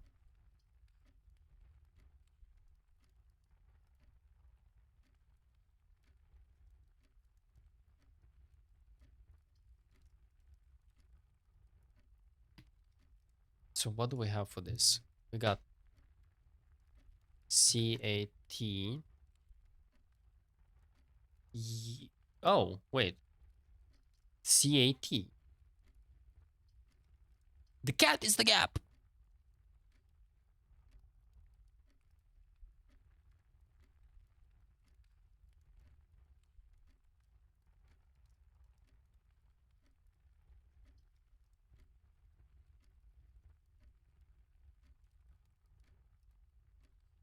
Well, what does this do?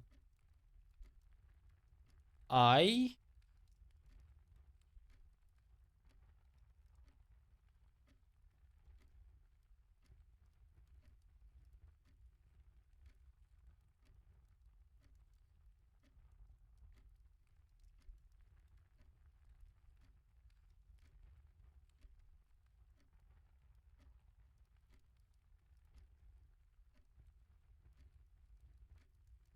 Is that? Okay, I don't know. Maybe.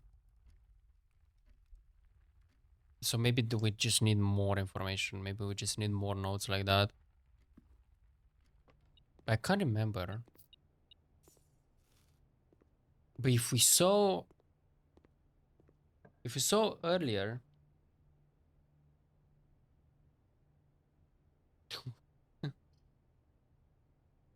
Wait, what? What do you mean? CAT C.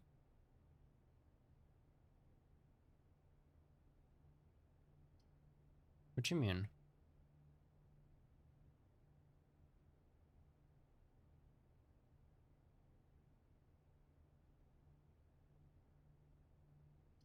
CA cat T. But it's castle. It's S. Or am I confused? Cat equals S?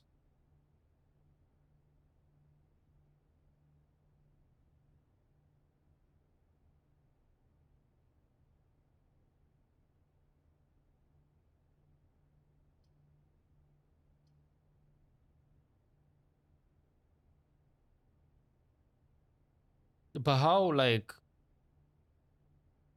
what is then the connection? Like, what's the end goal then? Like, how do you figure out the rest? That's just an idea? Yeah, no, I get it. It's interesting.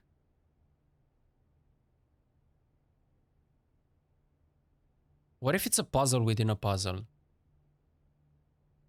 It sits. Kind of. I mean, not fully, no. But then it could have been just. Oh, look, and it's an eye there, so it could just be sit. What if it is sit?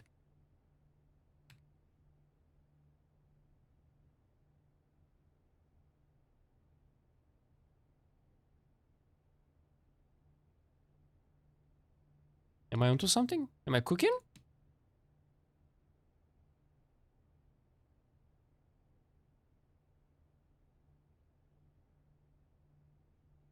We are schizo. Okay, well. You had to go ahead and ruin it, bro. Attic. Oh. Give me items.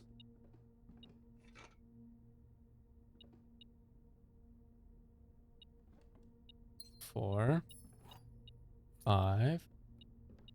Oh my god, so many items there. Now what I need. My nose is so itchy, I swear. I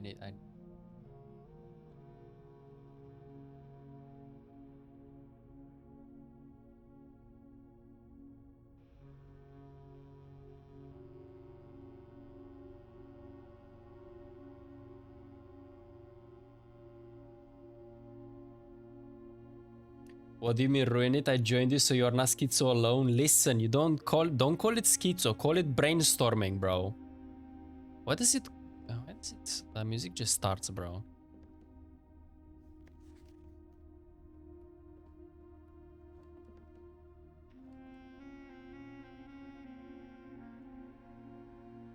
You know, Alzara was speaking about this chair.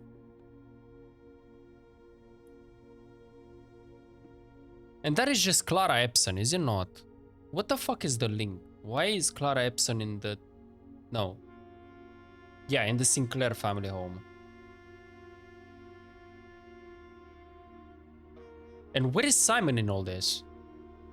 We see a lot about Clara, we see a lot about her, but we see nothing about Simon. Is Clara an adulterer? And Herbert is Herbert fucking the wife of his brother? What's happening? Oh, it's not Clara. It's Baroness Oravey. So that's his mother and that's his father. Oh, so those before him stood on the same chair as him. Oh, also bishop. 2-1.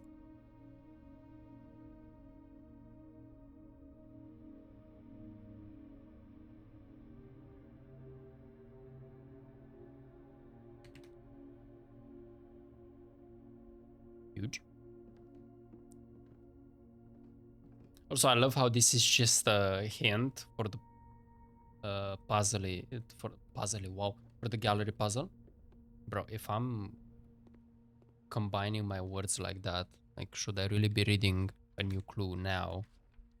There will be no clue that will make sense to me if I read a new clue now. Oh, sleeping mask. Well, go fuck yourself. I have all the items but the ones that I need. That's crazy. And the weird thing is that even if I get magnifying glass, there is no... Damn, no letter. There is no guarantee that I'm gonna get workshop.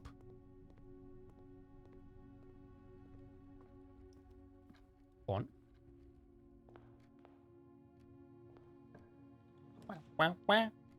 Oh, workshop. Okay.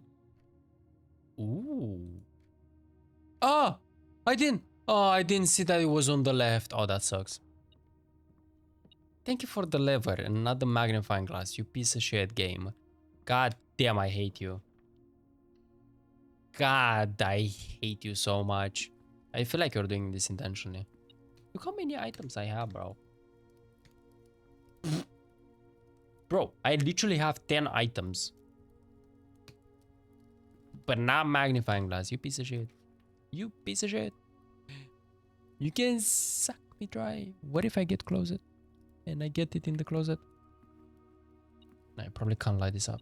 No, you're not real. You're not real. Are there any more other items in this house that are possible? Look, there is literally 4 more that I can carry. Not even.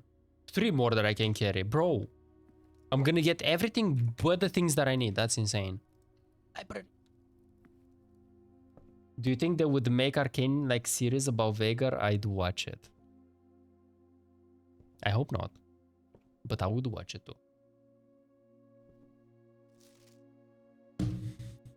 Okay, bro. Please don't be too much reading, okay? Please. Like, you're making poetry and shit and poems. Like, don't let it be 15 pages of reading, okay, Marion? What do you mean you hope not?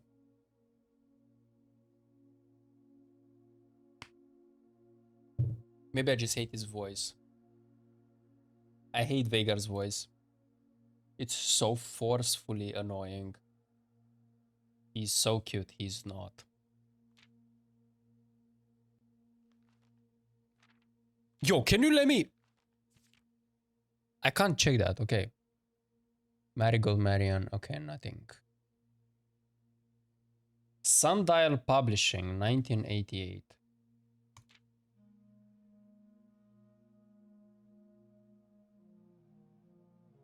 Whoa. All he needed was to find a new clue. If he found a new clue, he'd know what to do. If he knew what to do, he'd likely tell you. For you are looking for a new clue too. Yo, how did you know? Time for schizostorming. Route 8, by the way. Route 8, by the way. Route fucking 8, by the way. Marion Marigold was in the station number 8, by the way. The schizo moments have started. I am here to confirm. Can I close out some shit, bro?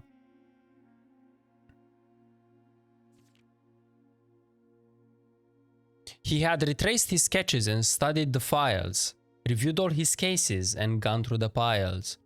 Of the evidence present and precedents evident, he retraced his steps as it stretched on for miles.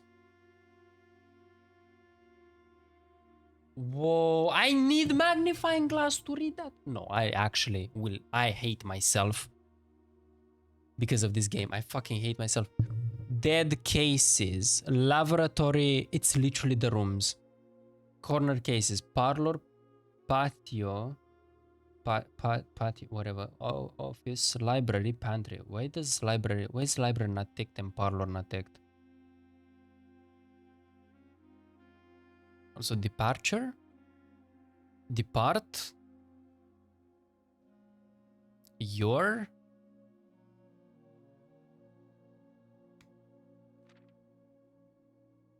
He had looked high and low in all of the rooms. He had searched every corner in each of the tombs. In this particular case, he had checked every space. If he found a new clue, he'd know what to do. Keep left. This is the statue in the tomb. This is a rook tower with 2 levels. Is this just where room 46 is?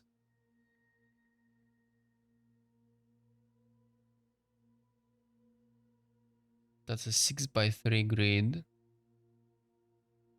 And then 2 torches.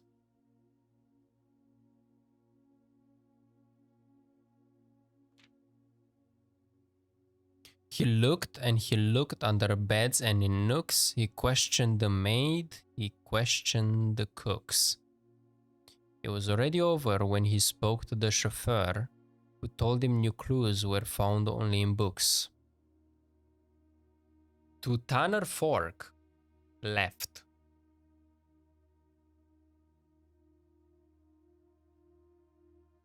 He questioned the maids, he questioned the cooks.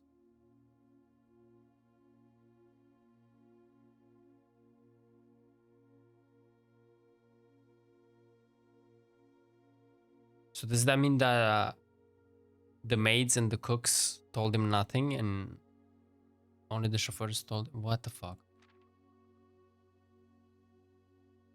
So tome after tome that the library loaned and the books that he had that he already owned were searched from their covers all the way through. If he found a new clue, he'd know what to do. Tender Cipher, Lunar renamed, Uncle O, draft the sixes. Draft the sixes.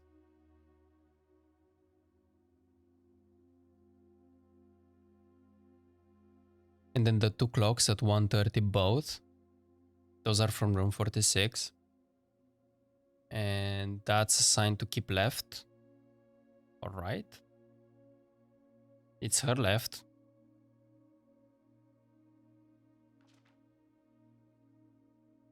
He changed all the letters in the lines that he found. He checked all the colors of the spines that were bound.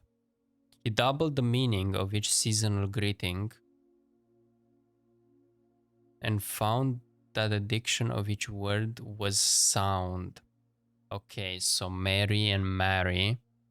Gates and gates. Okay, so this gives you a clue about the drawing room. Right and right. Lore and your.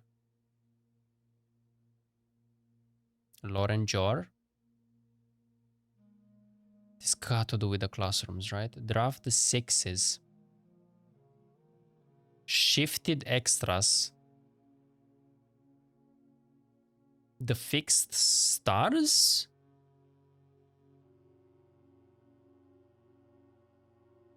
That's kind of cool.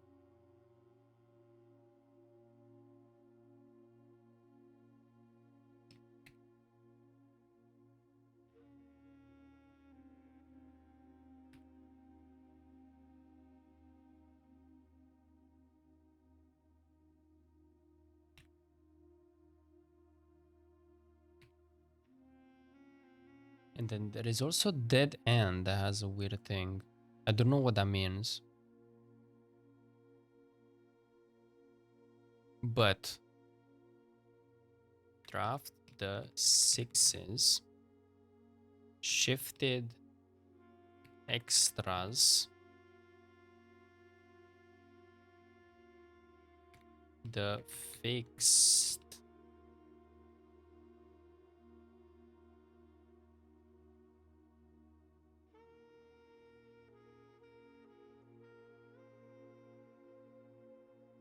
stars. Is that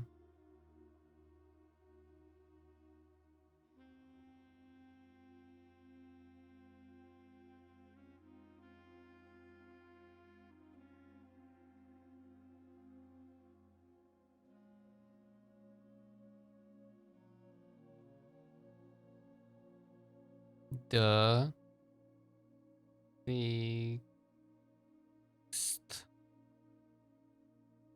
star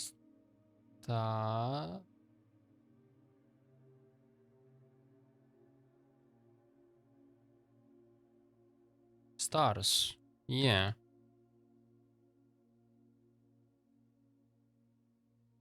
Or the fixed and stars.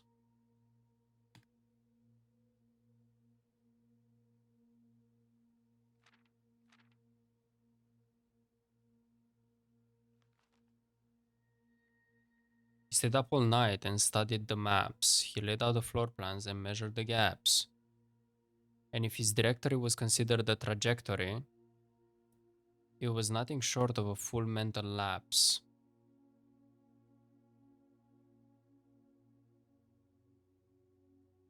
One, two, three, four, five, six, seven, eight, nine. Oh god, this is so confusing, bro. How many? I'm gonna make sure that I take a screenshot of this entire book. A man obsessed and cuckoo too, they would say as he would wander through. The best medicine is not yet evidence. If he found a new clue, he'd know what to do. Each.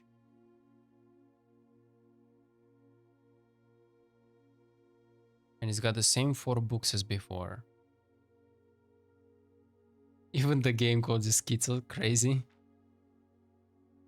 I need the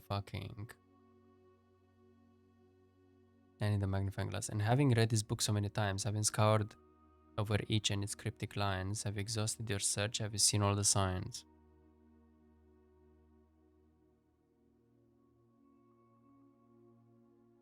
Dead end, major key, X, Y, B, A, B, C. Seen all the signs. The metro map. The suspect is minor, the suspect is major, the suspect is minor. So the suspect is major. The suspect is a key. I recognize this from somewhere. On the way. Made, minor. The suspect is a key. A is in archive?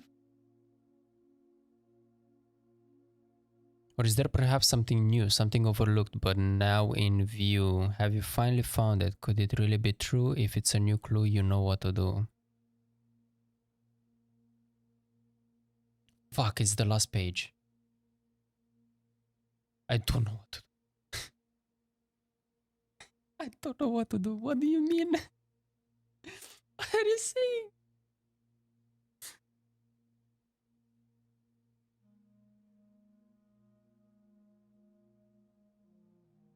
But the suspect is minor is also like a true statement, right? But the suspect is minor is a false statement. It says on the way. Oh my god, this game is so hard. I'm so stupid. Wow. I need a goddamn magnifying glass. I'm coming back to this room. Can I take some screenshots in case I somehow I'm not careful and run out of footsteps.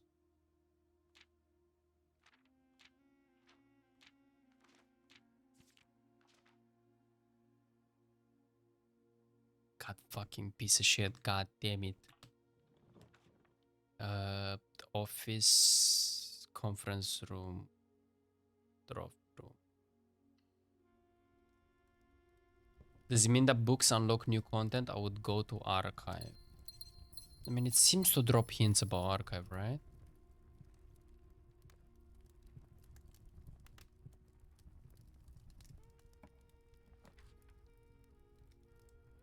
Oh no, this is really bad.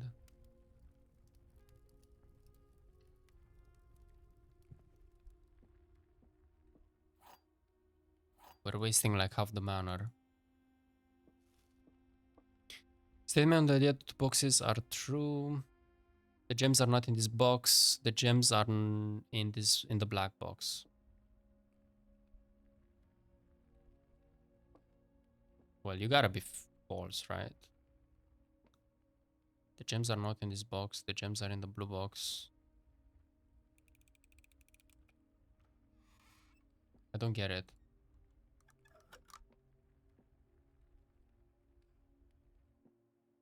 So you are false. The gems are not in this box. The gems are not in this box. You gotta be here. Huge.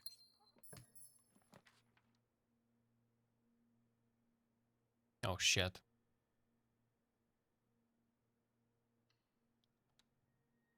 Give me that. Yeah.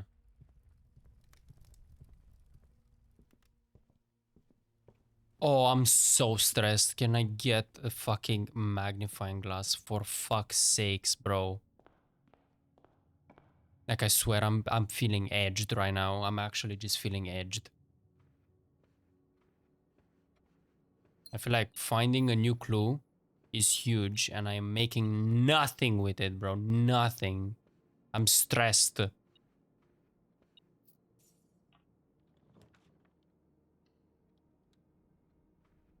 Give me some bonus.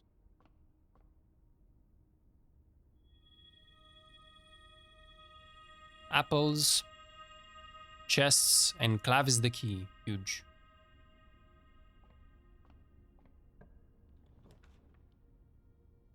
Hmm.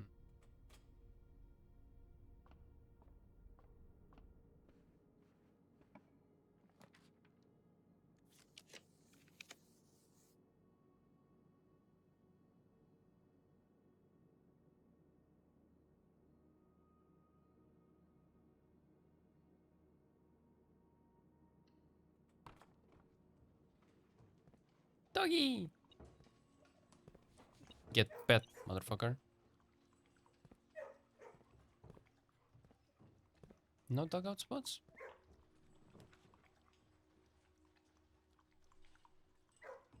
Ah! League of Legends, but I'm watching FYI. Yo, enjoy murdering people with Veigar. Hello.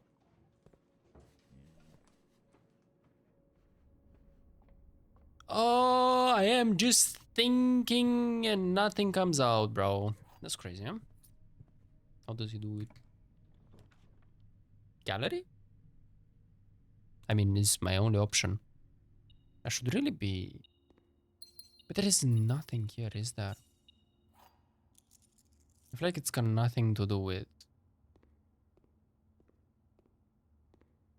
The rooms themselves are nothing to do with the puzzle and security. Talking about security. Also, we have 8... Oh, wait.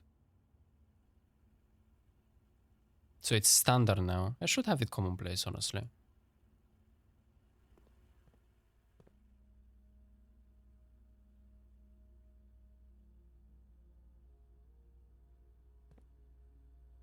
Let me modify the security.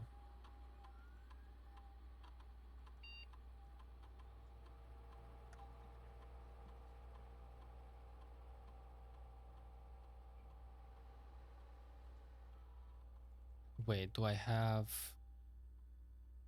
keycard? I actually don't have keycard either. Oh, maybe cooked, huh? I don't have the best items in the game.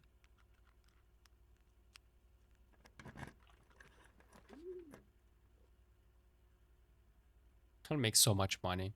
I'll actually just make so much money right now. I don't know what I'm gonna use it for, but I'm gonna make so much money.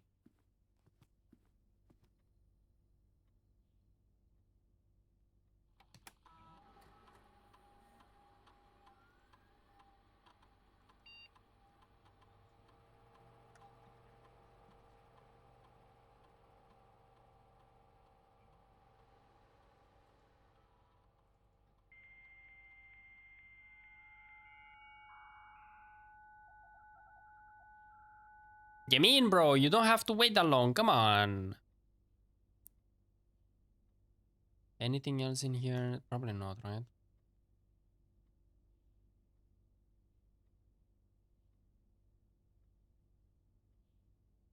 Yeah, I have no idea what that means. Should I understand what that means? Sir, you have not left me any instruction for the following week, and you know how much I hate leaving critical plans up until the last minute. As soon as you decide on definite plans over the holidays, please pass a message on to me either through Hortley.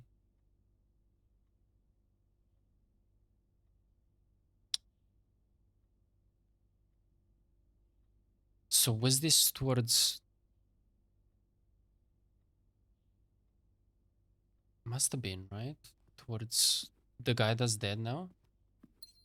Oh, God.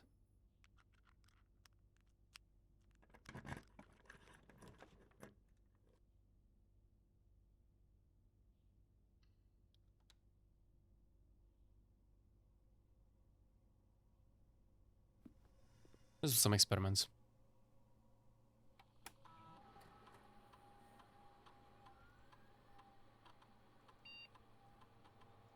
Gain 1 key for every 2 hallways in your house.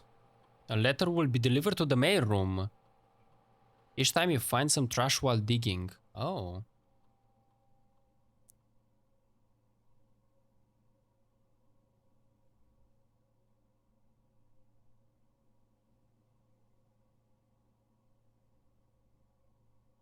Can I get some trash, please?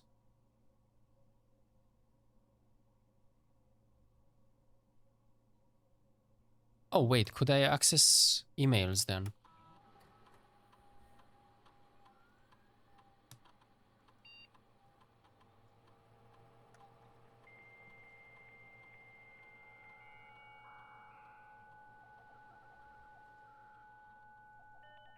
Come on, brother. Come on. Oh, yes. From H.S. Sinclair. Lock it down. Lock it all down.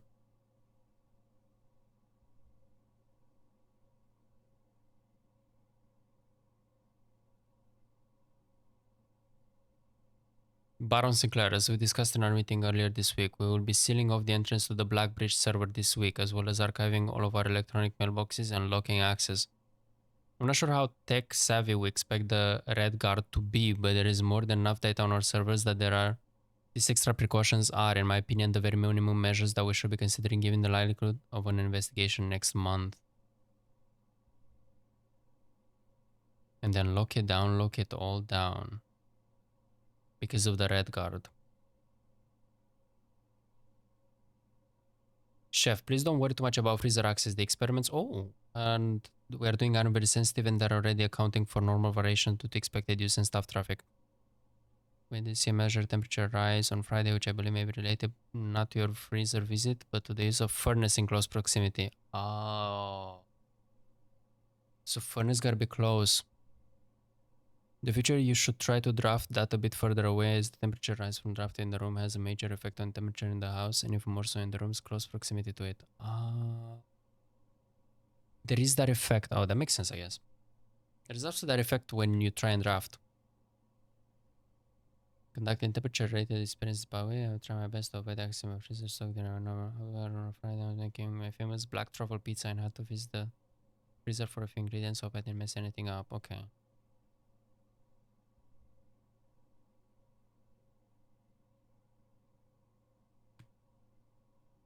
We need to figure out when H.R. Sinclair died. I need a date.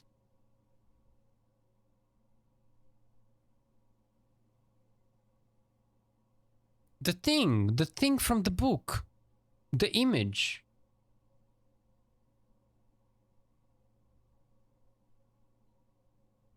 The suspect is A. Key. Archive key. Archive key? Is there a thing I can open in archive?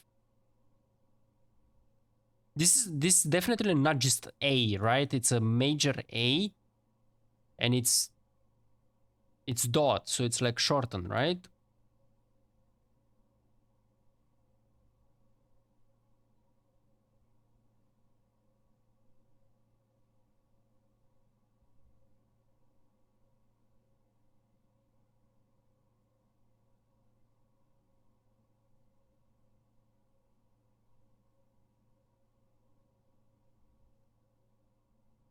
But what's the link with that? Why would this image be on that same paper?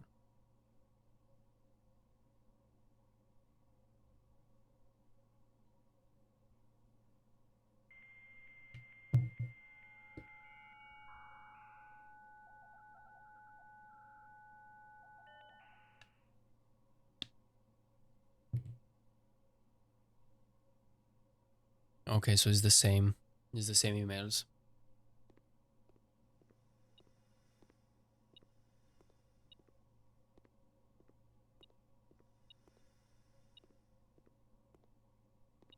Oh, magnifying glass, thank you, thank you, thank you.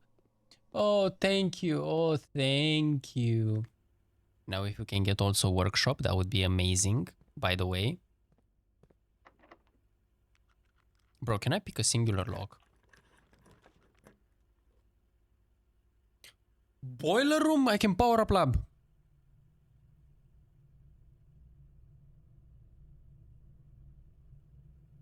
I'll make it commonplace just because I'm probably gonna have to power up shit more often. Oh my god, the gold.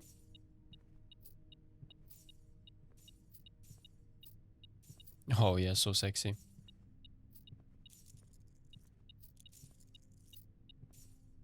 Huge.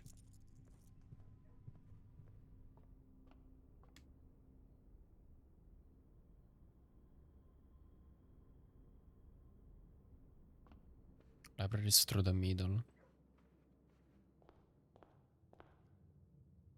And I don't have hammer, bro. I don't have the best of things. Wait. Burning glass, yes. Yes. Yes. Do I also have closet? I think I got closet. No, not closet. Oh, I don't have coat room. I have closet, but not coat room, don't I? Coat check, I have it.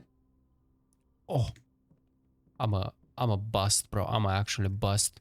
What the fuck is this run? That's insane.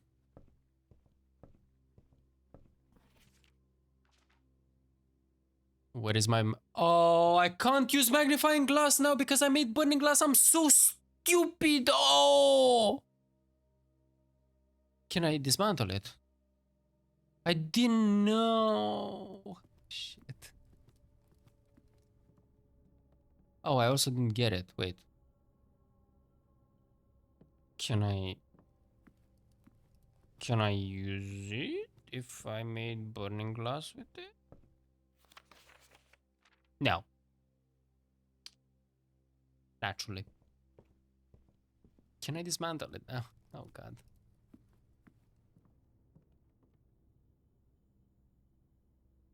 No. The answer is no.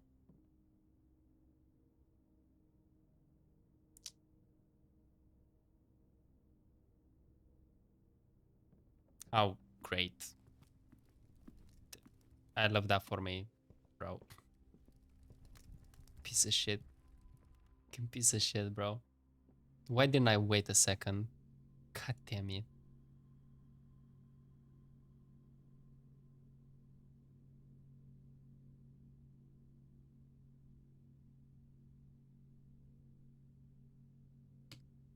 so mad now. Fuck you, game. It's my fault, but fuck you, game. I didn't realize that you're just not able to use magnifying glass if you make burning glass with it. It makes sense. I just don't know why I didn't think of it. Piece of shit. Also, what about this goddamn cherry so special, huh?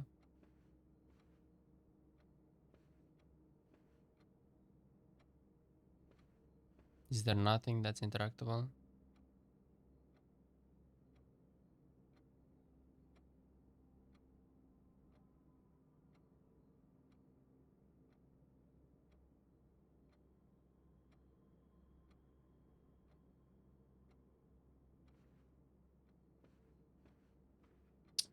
Nothing looks interactable. I have dining room, right? Where is it?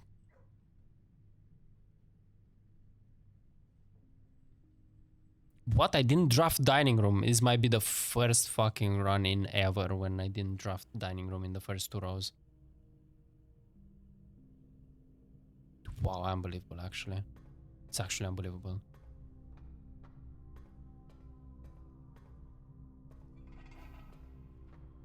Power up, boy.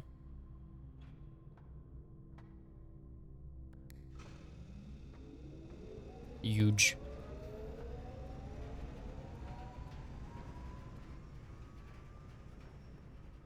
No, wait, these are not powering up.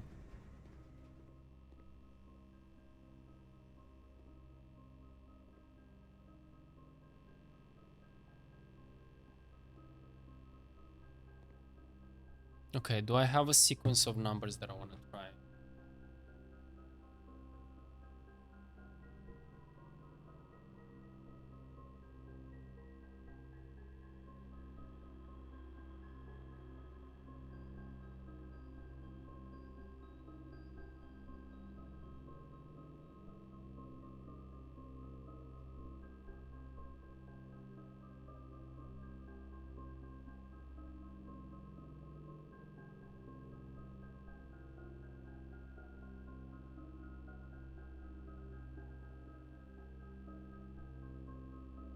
One, two, 1, 3 doesn't work.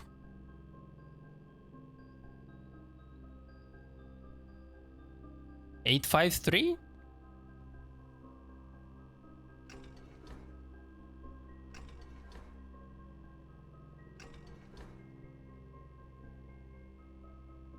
No. What does this do?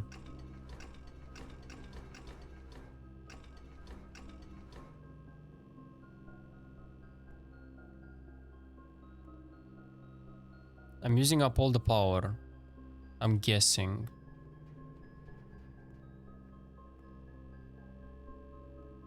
But it did nothing.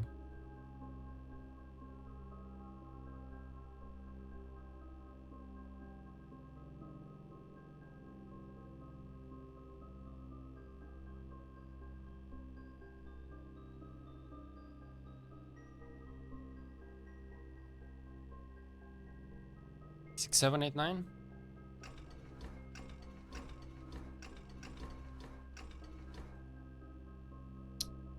No.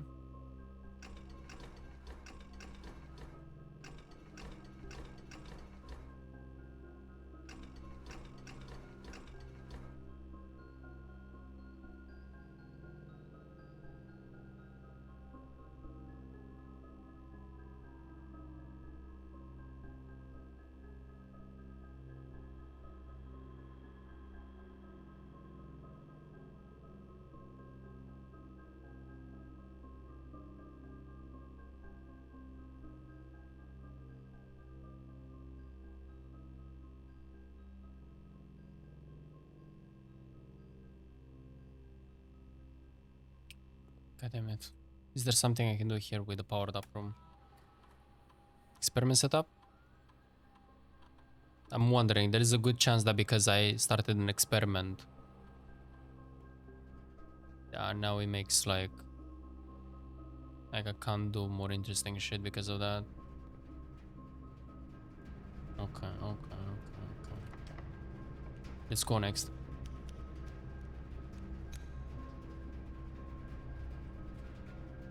What do we need? Commissary. I'd love commissary.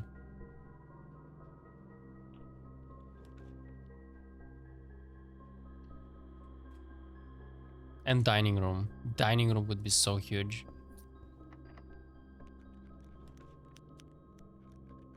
Oh, fuck off, bro. It tries to lock me out of foundation and it's gonna work, you know? Commissary, please. Magnifying glass. Fuck off. What a piece of shit, huh?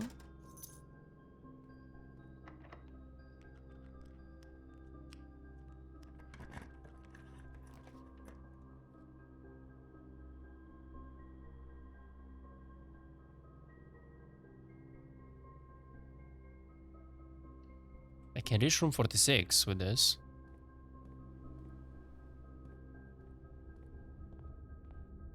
Ah, wait, I didn't get weight from this run. But I could go ahead.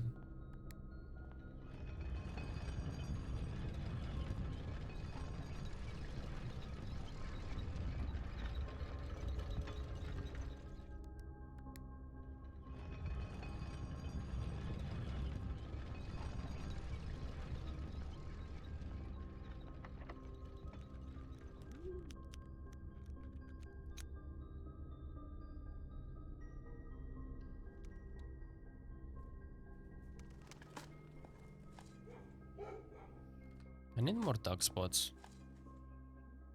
Nice. A letter was delivered. More rubbish. Letter has been delivered again, I hope.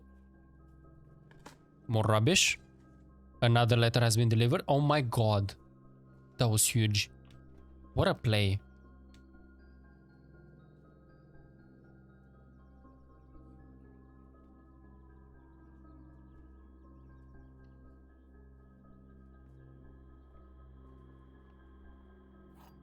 Prism key? Yes.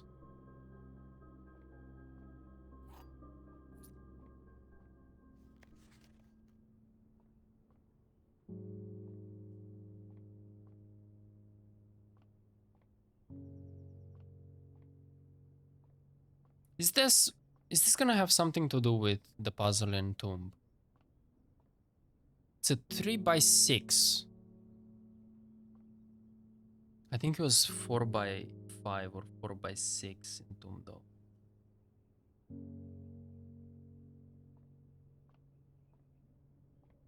But it's weird that this light is on and then these two are not. And they're placed weird. They're very awkward. No? But I may be reading too much into it. But this seems so intentional, you know what I mean? This is so intentional. I take a screenshot.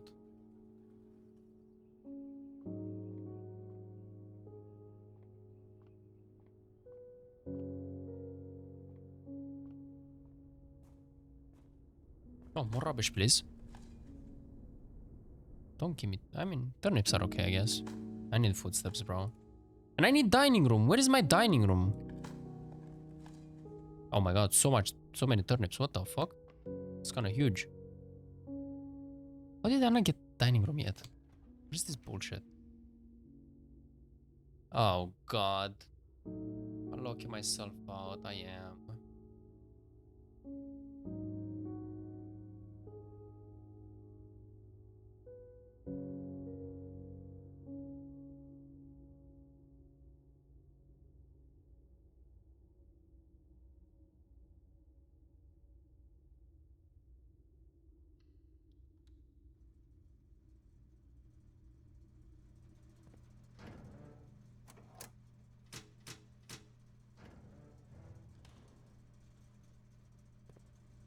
Okay, so what's our call now?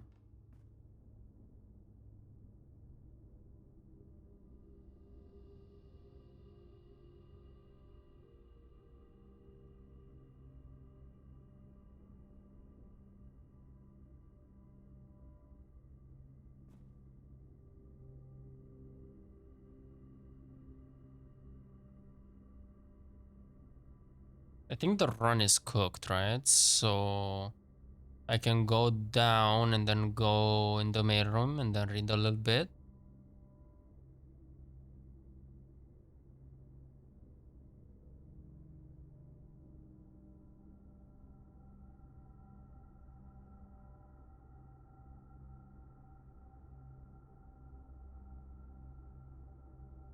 Yeah, I think that's what we do. Oh, wait, another duck spot. Nice, huge.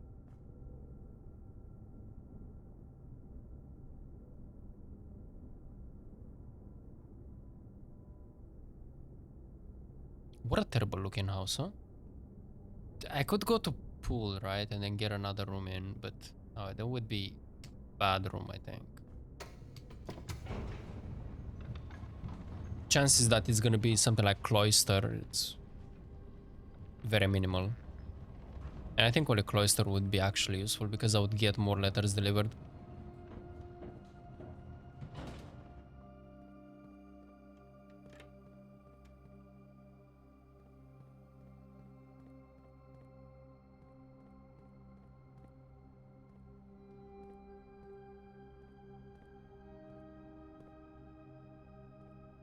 Right?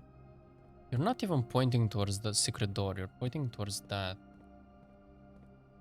Why? I feel like the first time you make it here, you make it by coming through this door.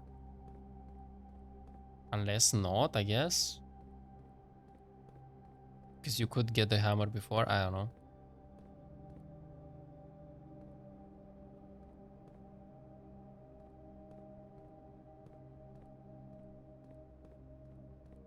Do we go first to Sanctum? I don't think we have to.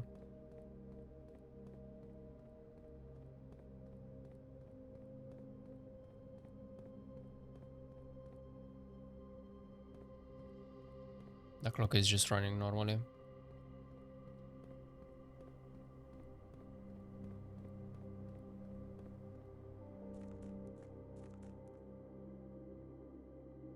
Bro, I can't believe I fucked up the magnifying glass so badly.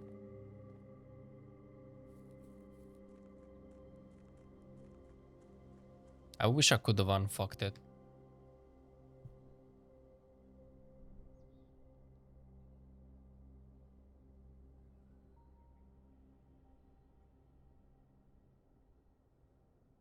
I don't even have an option to unfuck it. So I'll need to get a new clue again and look at it again with a magnifying glass again. That is so disappointing. Wow, so many resources. I'm not gonna do anything with them, but I have them.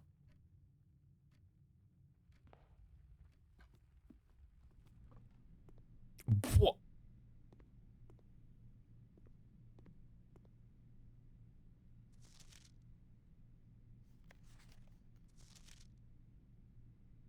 Hey Simon, it's Randolph again. In my last letter I mentioned terminal network, but it completely slipped my mind to give you the network password so that you can log into it.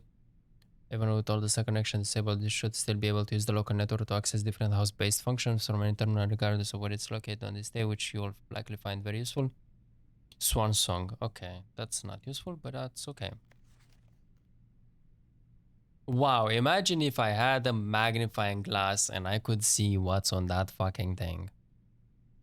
Simon, not sure if you paid too much attention to the machine in the booth in the lab, but I figured I could save some frustration if you've been fooling with it. This contraption is the central control for power lines that run externally from the house. In the past, we've served as an emergency power source for the local community as we have modest hydroelectric capabilities with the steam turbine. If you want to use it, you'll need to first turn on the turbine in the boiler room and utilize our steam ducts to connect the turbine to the lab. This isn't required, of course, but I can't think of any reason which you'd have to use the boiler to Region 46, but feel free to play around with it should you feel inclined to experiment. 9 and 3. Oh yeah, that was the password, right? First 9, then 3.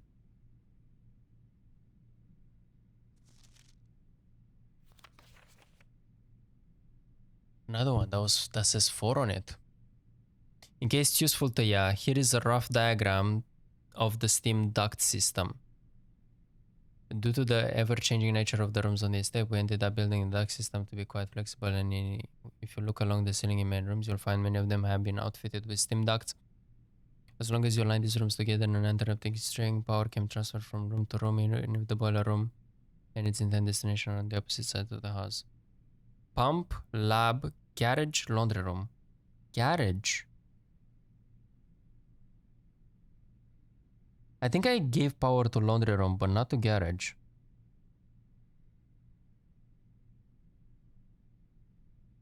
But garage you can give room through security, right? So what?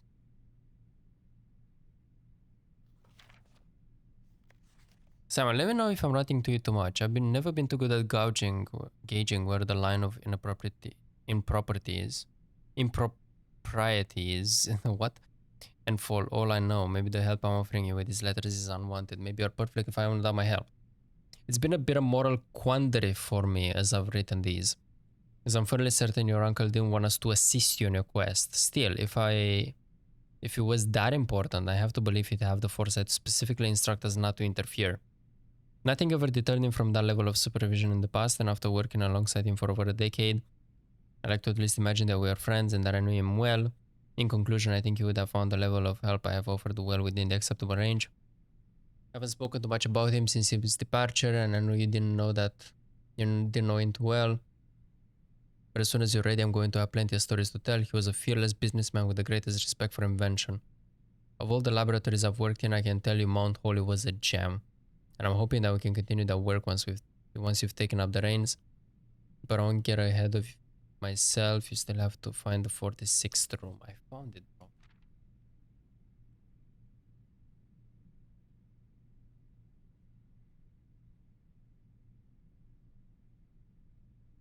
Okay, what's the clue in this one, bro? There isn't even...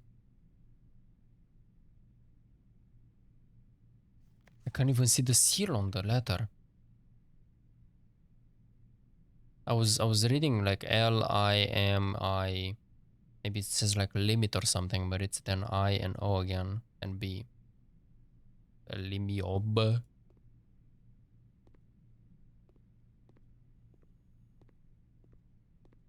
Yo, bro, that's whack. Can I tell you that? It's meaningfully whack. Also, we need to find 2 more letters, right? Or 3?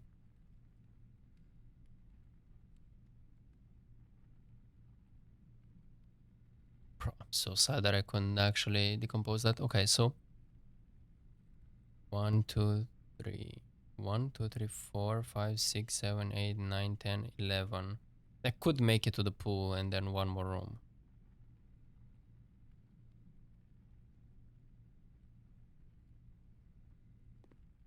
Yeah, I think we'd do that.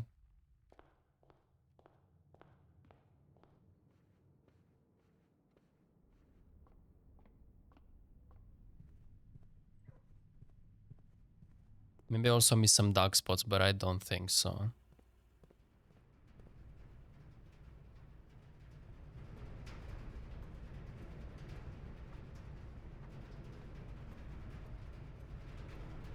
Yeah, nothing below. God damn it.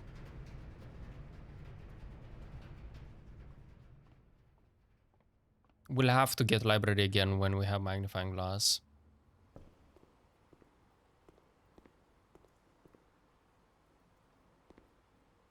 Wait, what?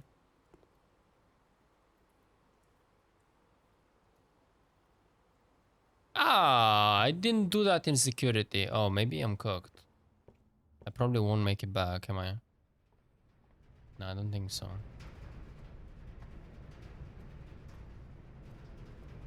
I think I'm literally like 1 footstep away, right?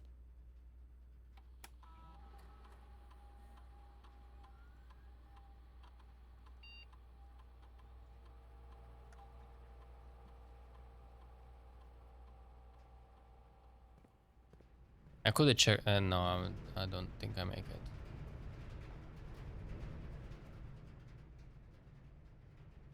Yo, that's so sad.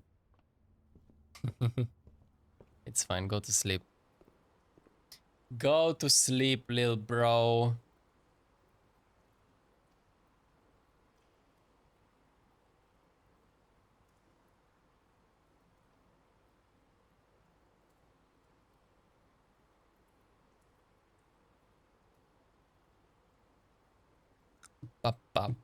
Wait, should I play one more day? See how long we've been doing this.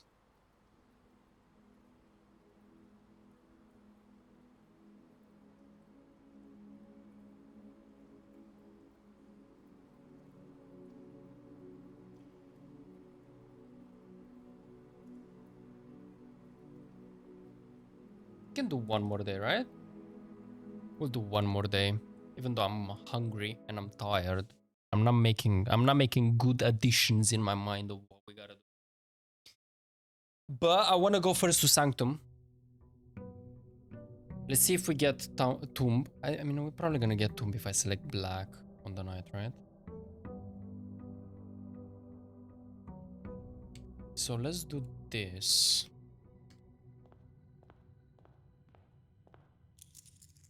Select the allowance. We go downstairs. Because I wanna solve that one puzzle. And then we see if we get code check, then maybe we solve or try to solve Tomb as well. Whatever we can solve Tomb. So I should definitely keep my eye out for things that got the potential to burn with the burning glass and fix more puzzles. Can I go in there? In that one place?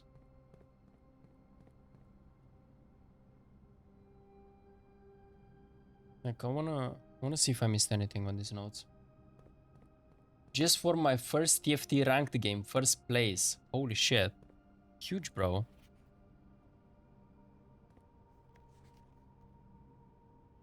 Oh, there is something there. And Return Underground. Oh no, I need magnifying glass again.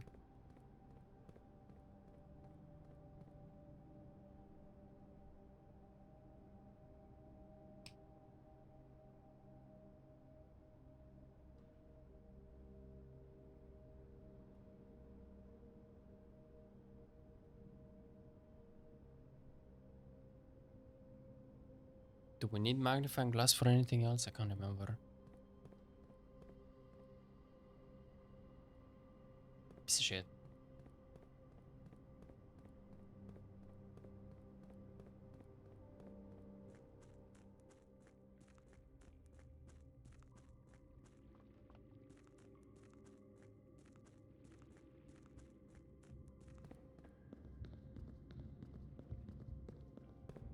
We still need to find the 4. Oh, maybe it's a date.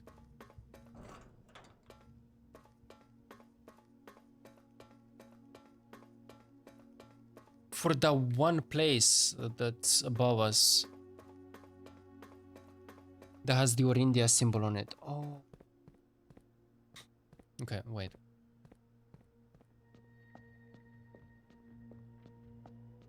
Huge.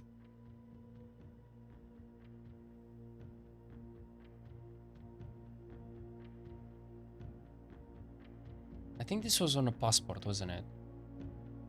Because it's the Fen Eris symbol, right? And we had the Mary thing, Marion, whatever passport. What is it, bro? Here. Oh god.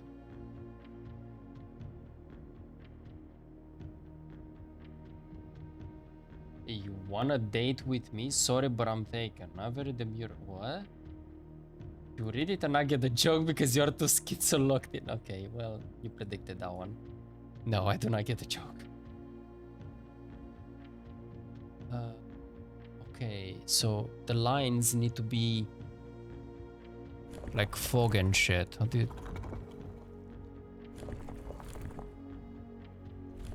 do you change that?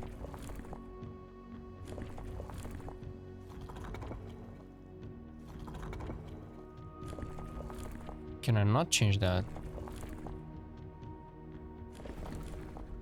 Oh, I can. It's this thing. Okay.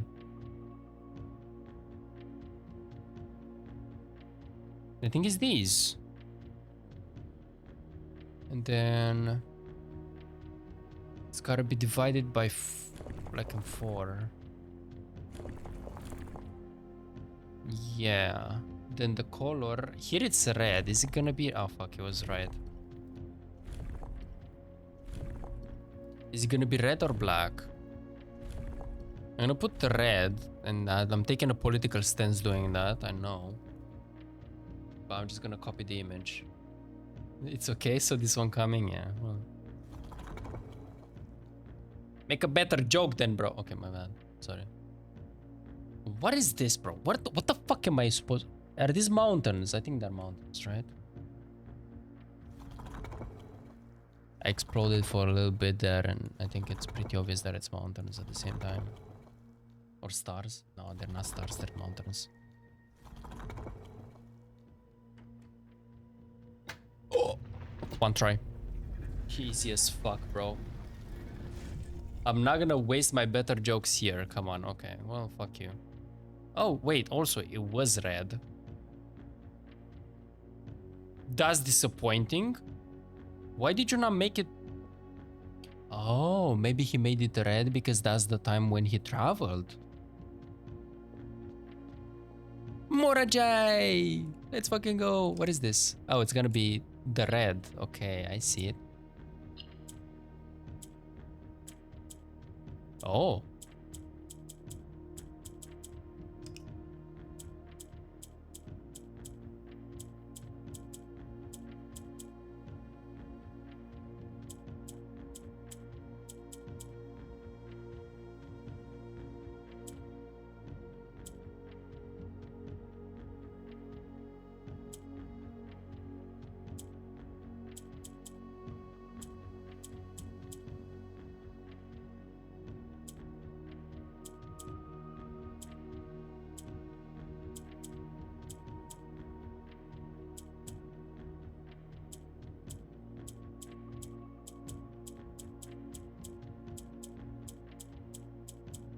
Wow, this is actually so tricky, it's crazy.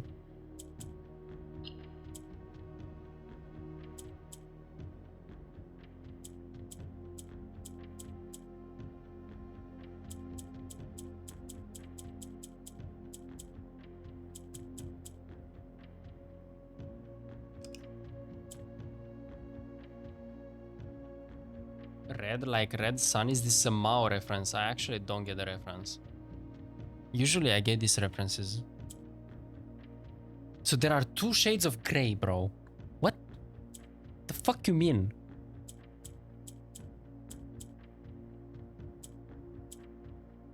Green cannot turn red.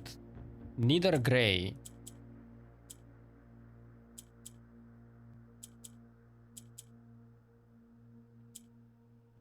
And red is not moving places once. But white and black can turn red.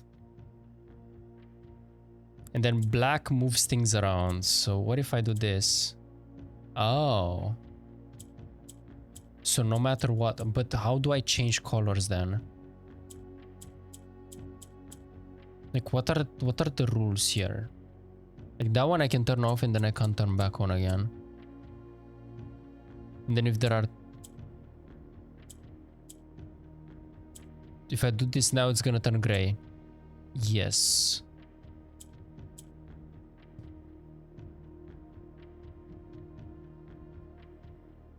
How did I do that?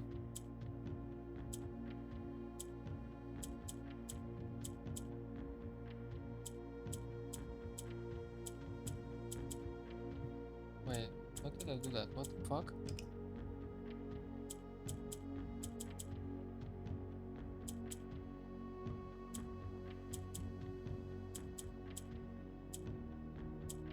So orange can change if there are two reds around?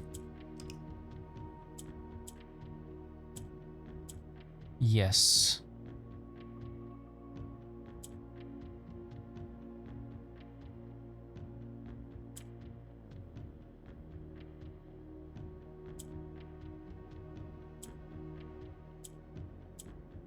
That one doesn't change at all if it's gray.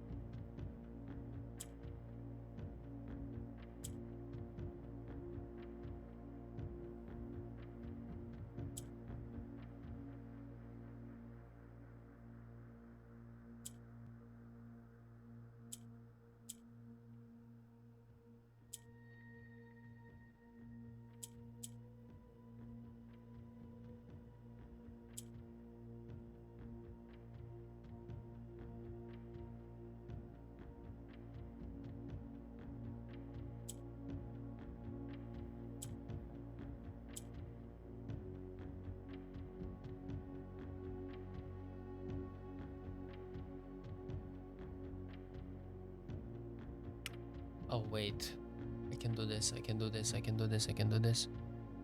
But how do I move this? Can I move it even?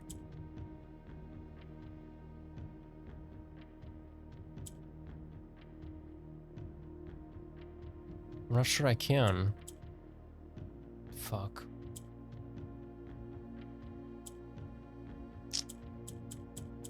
I'm so close to figuring it out, but I'm locked out there. Okay, okay. Because I figured out that if I get 3 corners, then I can get black into one of the corners, and then that's free. Okay, so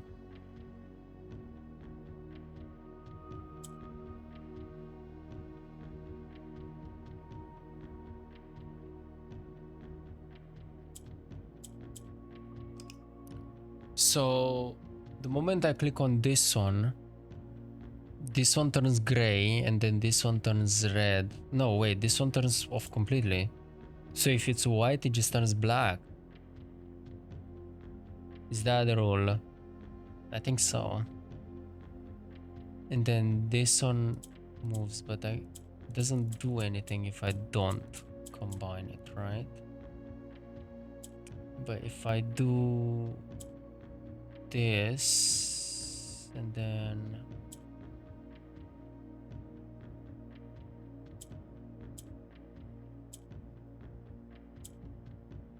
no, I clicked on red. I'm so bad.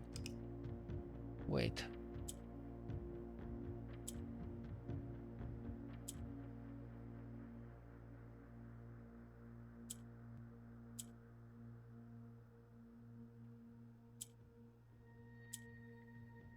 Okay.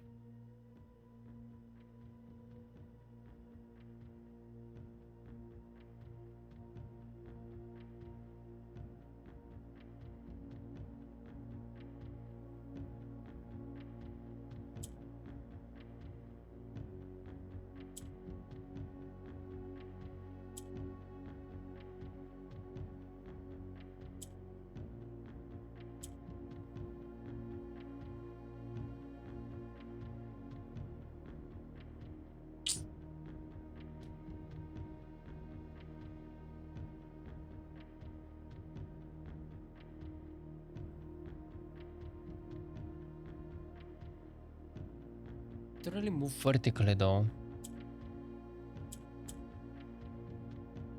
I mean, I guess into the corners they would move vertically, right? So, but I can't get these into the corners. How do you move this middle line? Oh! So you just need to have 2 colors around it the same way. That's huge.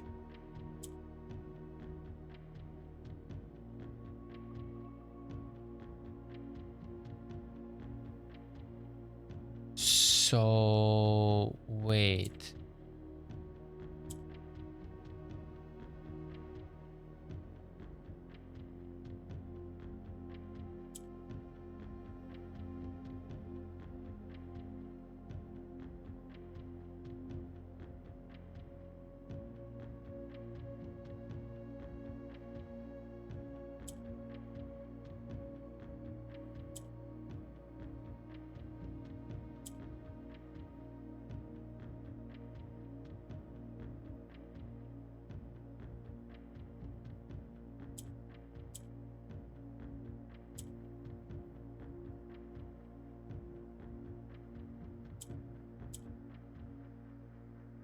Wait, what? Why doesn't it turn?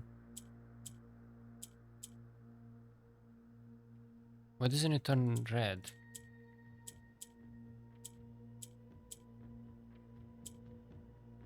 Shit. I thought I was onto something and then I just wasn't. Okay, so maybe only one of them you wanna turn green.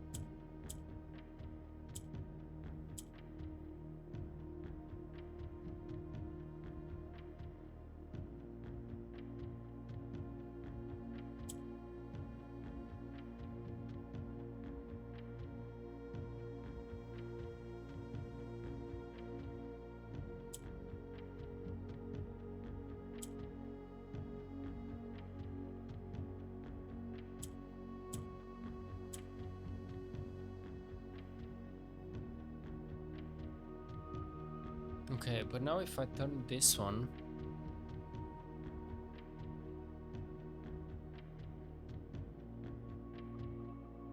can I move it?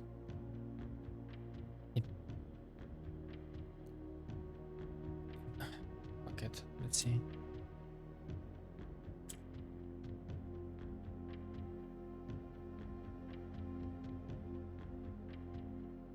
Because I don't think so.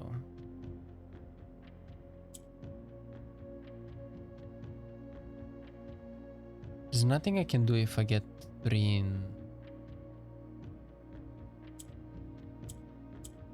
in a row like that, right? If I push another red, this guy's cooked. There's nothing I can do. Oh, wait. Yeah, no.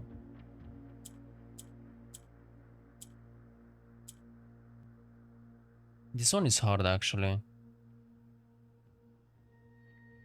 I don't think any other Mora J boxes have posed me as much issue as this one. There are a lot of rules to this one.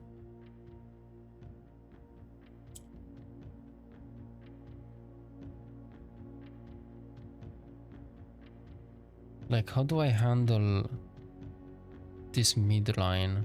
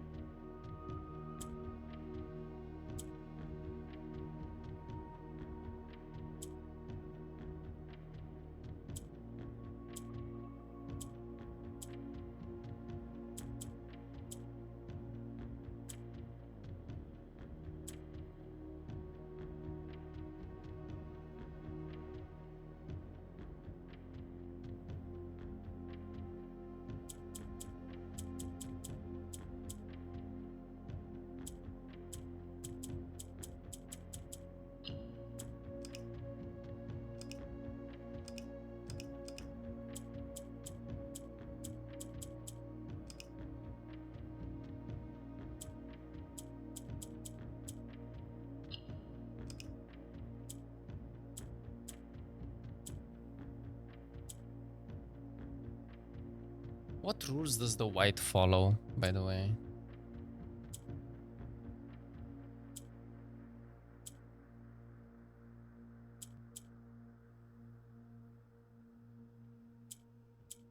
Nothing that seems like particular.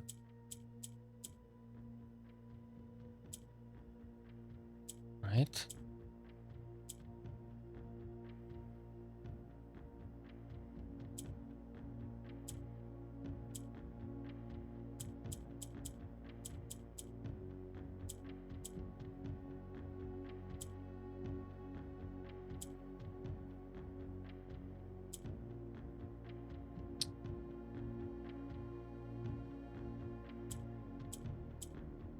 Fucked up. Gray is the worst color here.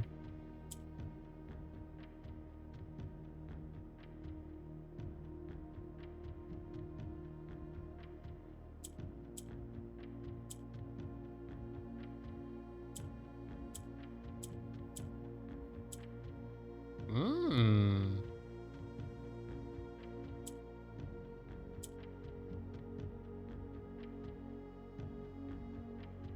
White moves it around next to Gray's? Is that it?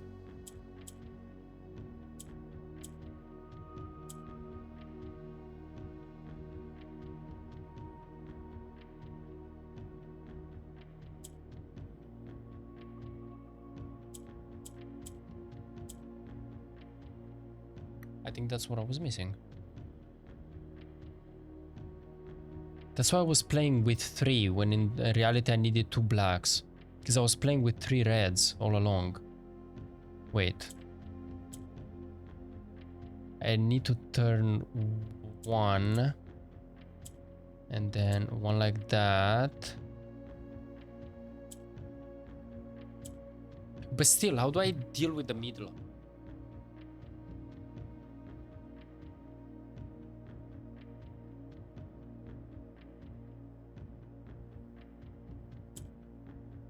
Because I got 1 corner done. That's it.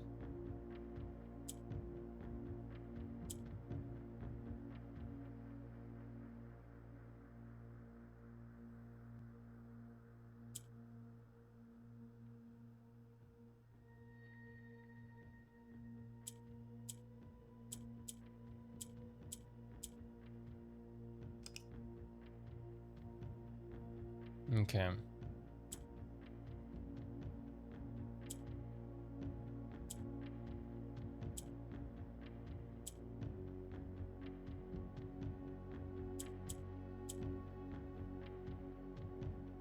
I'm so close. I'm so close.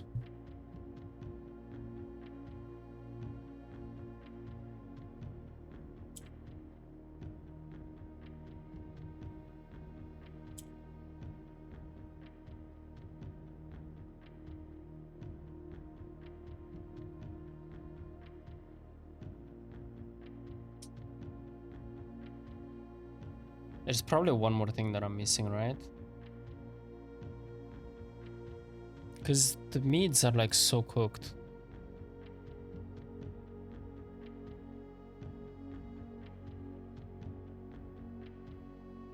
What rule am I missing? God, I'm too tired for this shit. There's something that I'm missing to deal with this midline.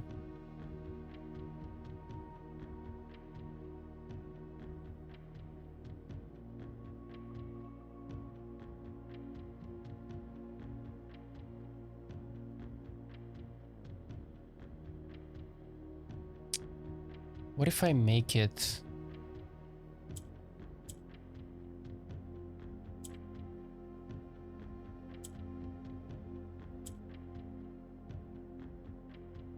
What if I first make it green?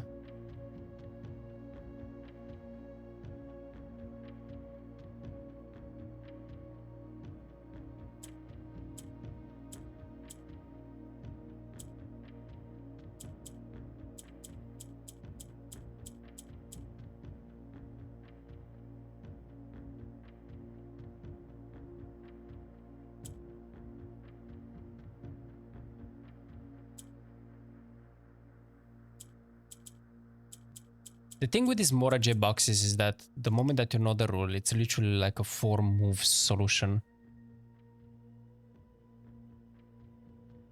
So I feel like I'm clearly missing something. 1, 2, 3, 4.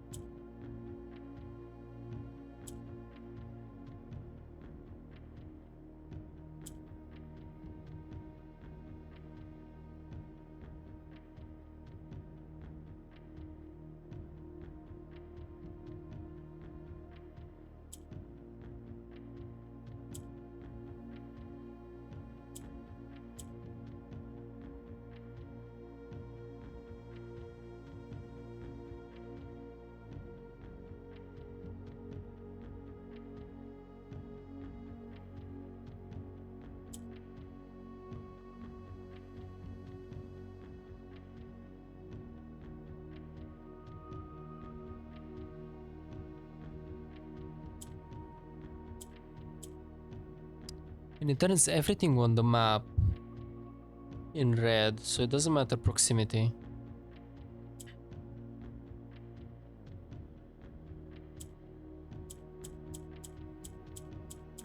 God, if I would fucking understand how to deal with these mid lines. I just don't.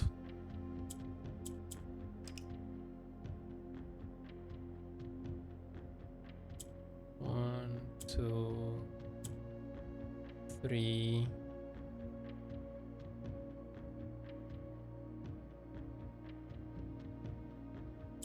Four.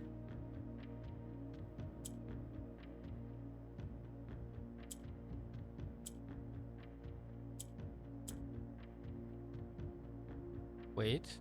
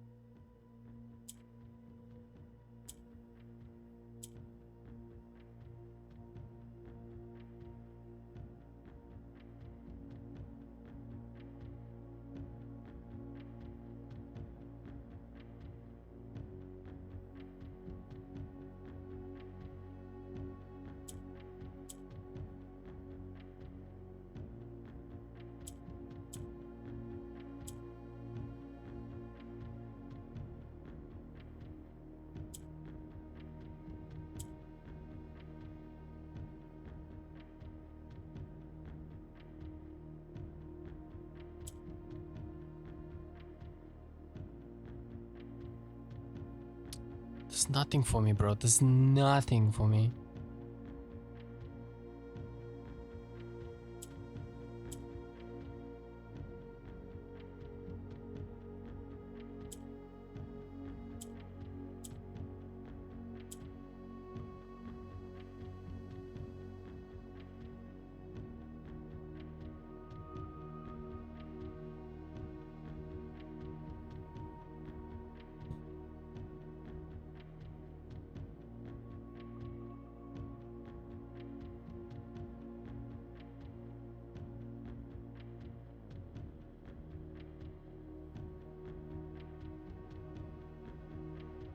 Even if I do green, one orange that's green, one orange that's black, and I can move them around the same row.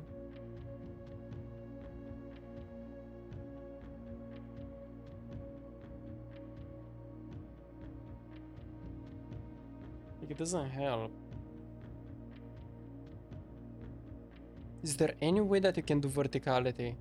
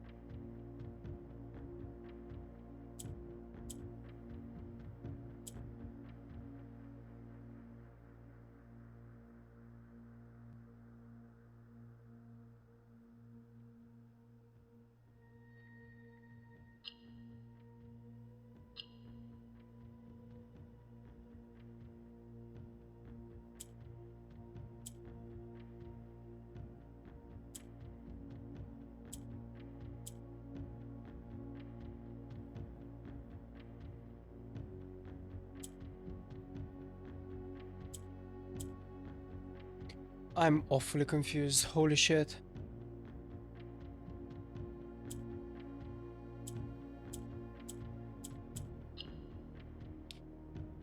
Okay, maybe we'll come back to this. Oh, wow. That must be the palace, right? Holy shit, that's dope.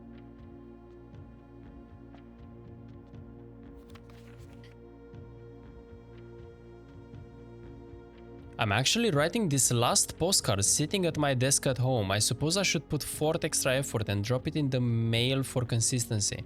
But I'm tempted to save the postmaster a trip as he will just wind up here once again to join the other 7, which I'm pleased to report were all waiting for me at my desk safe as can be. Flipping through them has reminded me of many friends I made and lessons learned along the way. As I look back, one truth shines brighter than the others. Air travel is much better than sea travel. Remind Anne to replace the books I lost. Yup, so he started here and came back here, but the realm has changed. Right? Is that it? He left when he was Orinda and came back and it turned into Fenris or some shit. Oh my god, I'm not doing this now. I'm simply too fucking mind numbed. Maybe I shouldn't even do fucking what you call it. What if I do this? Oh my god. Okay, so it's gonna be academic, which is this. I'm gonna try. I'm gonna give it one try. I'm not gonna get stuck here forever. If I don't have it, I don't have it, and that's it. Academic. Mountains and purple. Mountains would mean snow. That's what I said. And snow means a dotted line.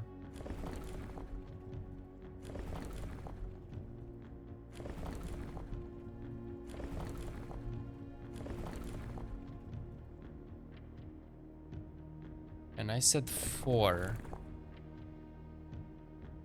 lines, although that's a guess. And then purple. What is purple?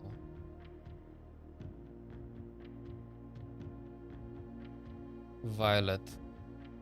Vertical and horizontal lines. Okay, it's this one.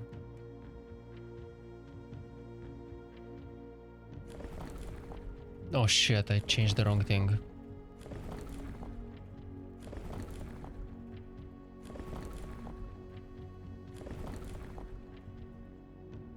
What is the wiggly line?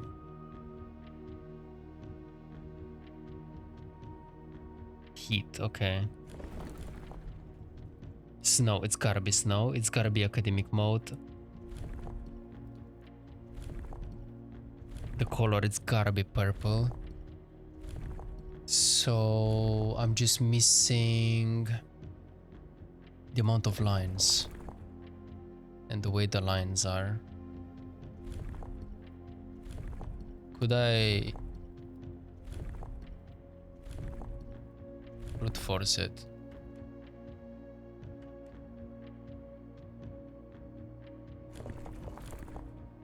Three lines.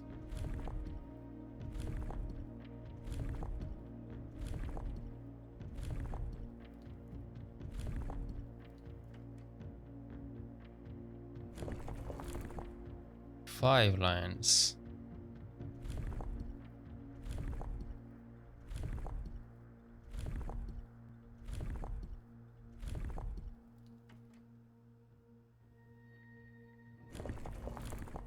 Two lines.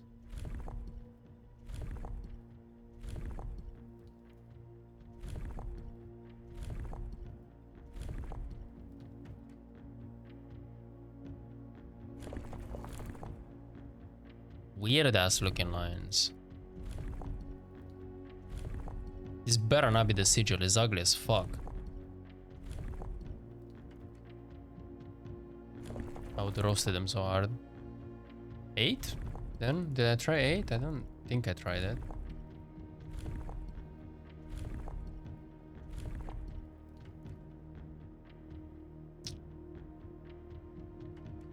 Am I wrong about something?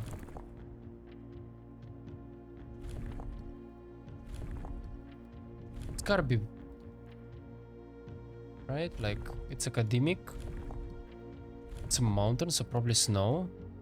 If not, maybe winds. I guess it could be winds, but it's mountain, bro.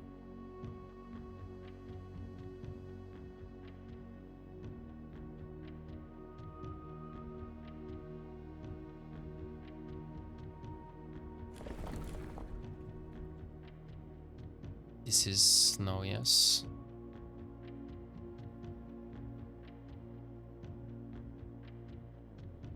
I mean, wind, yes.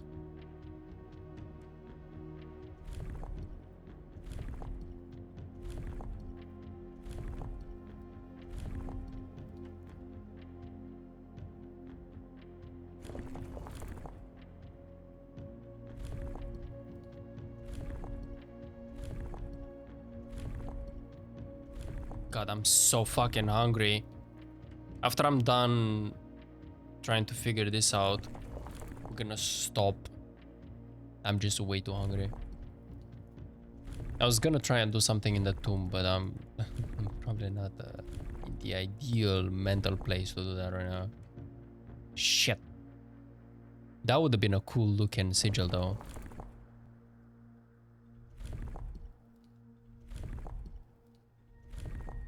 I wonder if you can figure out how many... I don't think you can figure out how many lines there are unless you actually see the sigil. There is no guidance on that. I mean, there might be something on rules and runes or some shit, whatever the book is called.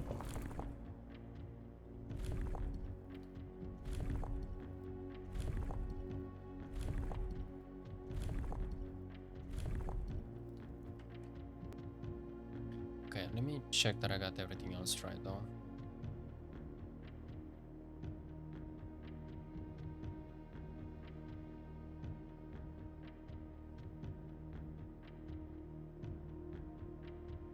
Oh, academic, bro. I put agriculture. I'm so stupid. Academic is the 3 lines. Oh god, this streamer is a moron. Why am I so tired? Can I blame the fact that I'm tired? Oh my god. Imagine it was that. Okay, let me go back to my guess, bro. Because it's gotta be snow. God, is the streamer stupid or what? Didn't check the most basic thing. That would have been a cool fucking sigil, by the way.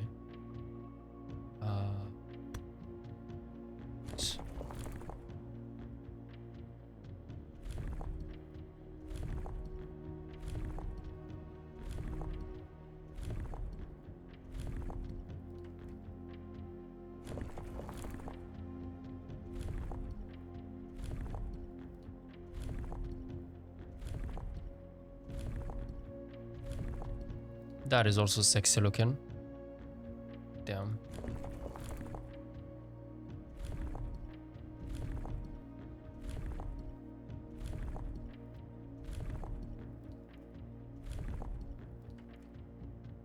Shit. Can I just let me double check. Let me make sure that I got everything right here. So academic. Yes. Tribal, agricultural, martial, metropolitan, academic. Yes, okay. Ray dotted with falling circles is used for cold realms in which snow is a common occurrence. Yes. Border. That's violet. Red, pink, yellow, green, orange, white. Yes, it's gotta be violet, right? It's not pink? I guess it could be pink.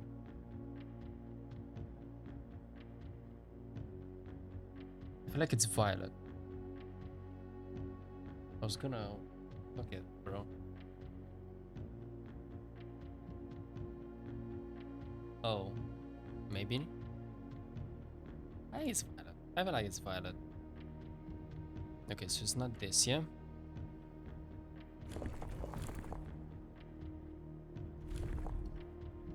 Maybe I'll also try pink.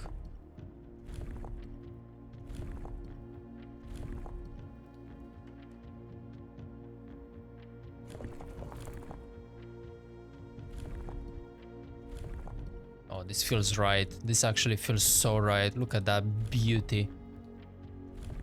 I don't know why, but this gotta be it. This gotta be it. Shit. That would've been so cool though if I called it. These are ugly as fuck, by the way. That are like this. I hope there is no official one like that because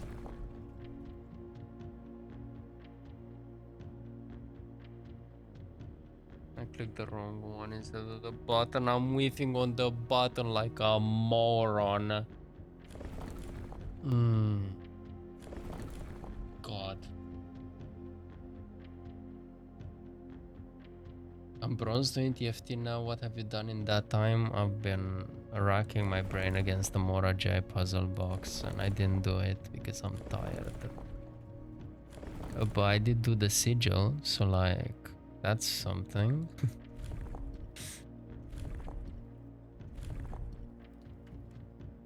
Please. Oh god. This one. Yeah, try the 2. Please, don't tell me it's pink. I hope it's not pink. Nobody else has ever said that before.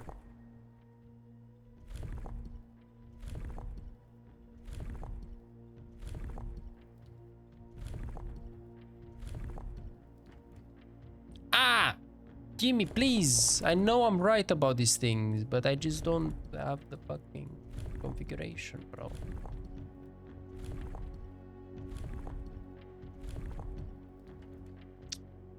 Okay, is it actually gonna be pink? That's crazy.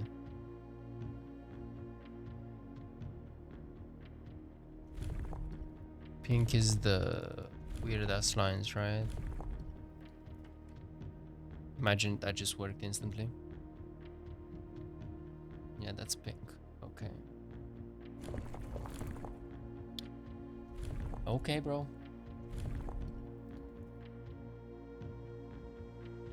Rest, bro. Why are you zombing in front of the puzzles? Wait, are you trying to brute force? No, so here's the thing.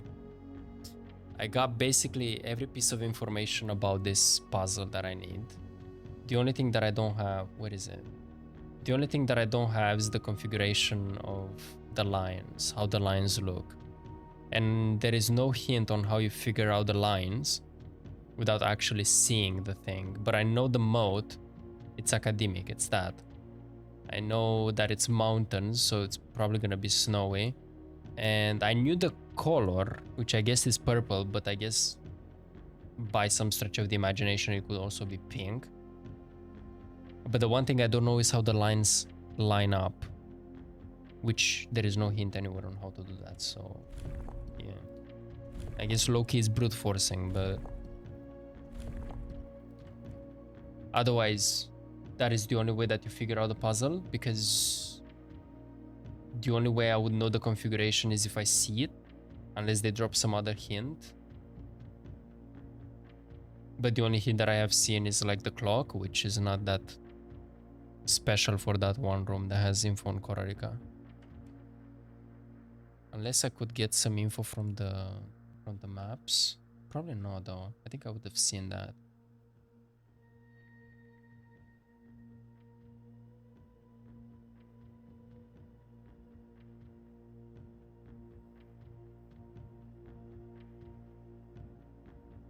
I mean, Korarika is in the middle.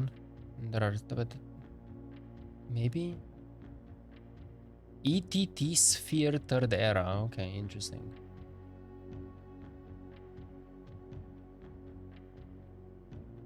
So 6 configuration of 6 lines. I think that's bullshit.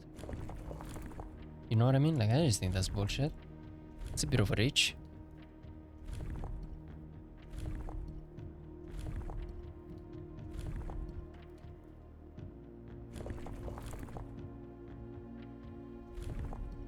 Give me my pink, bro. Said in a non-gay voice. Well, look, have fun. Yeah, I'm gonna stop soon. If I don't get it right now. I'm gonna be very happy if I get it though, because then I think I... Well, this is probably not as intended, okay? But close enough. It's close enough in my opinion. I have used the hints of the game to decrypt things in the game, so... Yeah. Imagine. They actually look like a good sigil. This is not a good sigil, for example. God fucking damn it. But I imagine there might be some that have like this. This would be a horrible sigil. Fuck. I think I've done this before in pink, right? It's gotta be purple though. Like I must have something wrong. Maybe the lines, the style of lines, but if it's mountains then. I've done this before, but I'm gonna try it again just for good measure. Okay. Well, I've got no idea. Cool. We'll see if we can get any other info at any other point. But I'm gonna stop. There has been some good progress though. Some good progress. We need to find 4 more keys. Unbelievable, actually. Now that I think about it. Where would they be?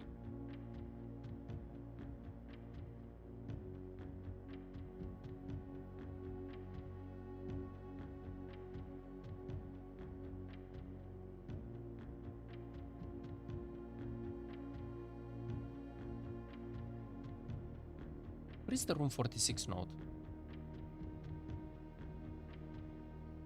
Here. Also, I just saw that we need to open this up. I don't know what that would be.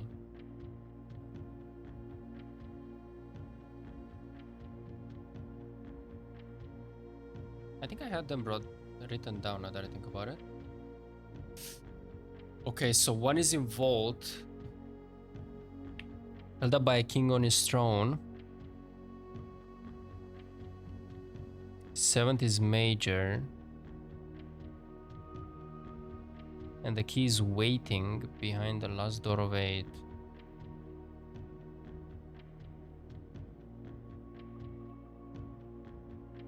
Oh god, I don't know. Okay, hopping off. That was fun. I don't know. Like, damn bro, this game is actually complicated. This game is actually hard. God fucking damn it. I'm enjoying it though. The one thing that I'm not enjoying it is fishing for RNG and like wasting time on that. Otherwise, everything about it, I really fuck with it. I hope there would have been a way to like lessen the RNG more, so that I wouldn't have to wait around instead of trying to actually solve the puzzles. It feels a bit weird. It feels like it's wasting my time, and it feels grindy. So I don't like that, but I do like everything else about it. Anyways, okay, bye.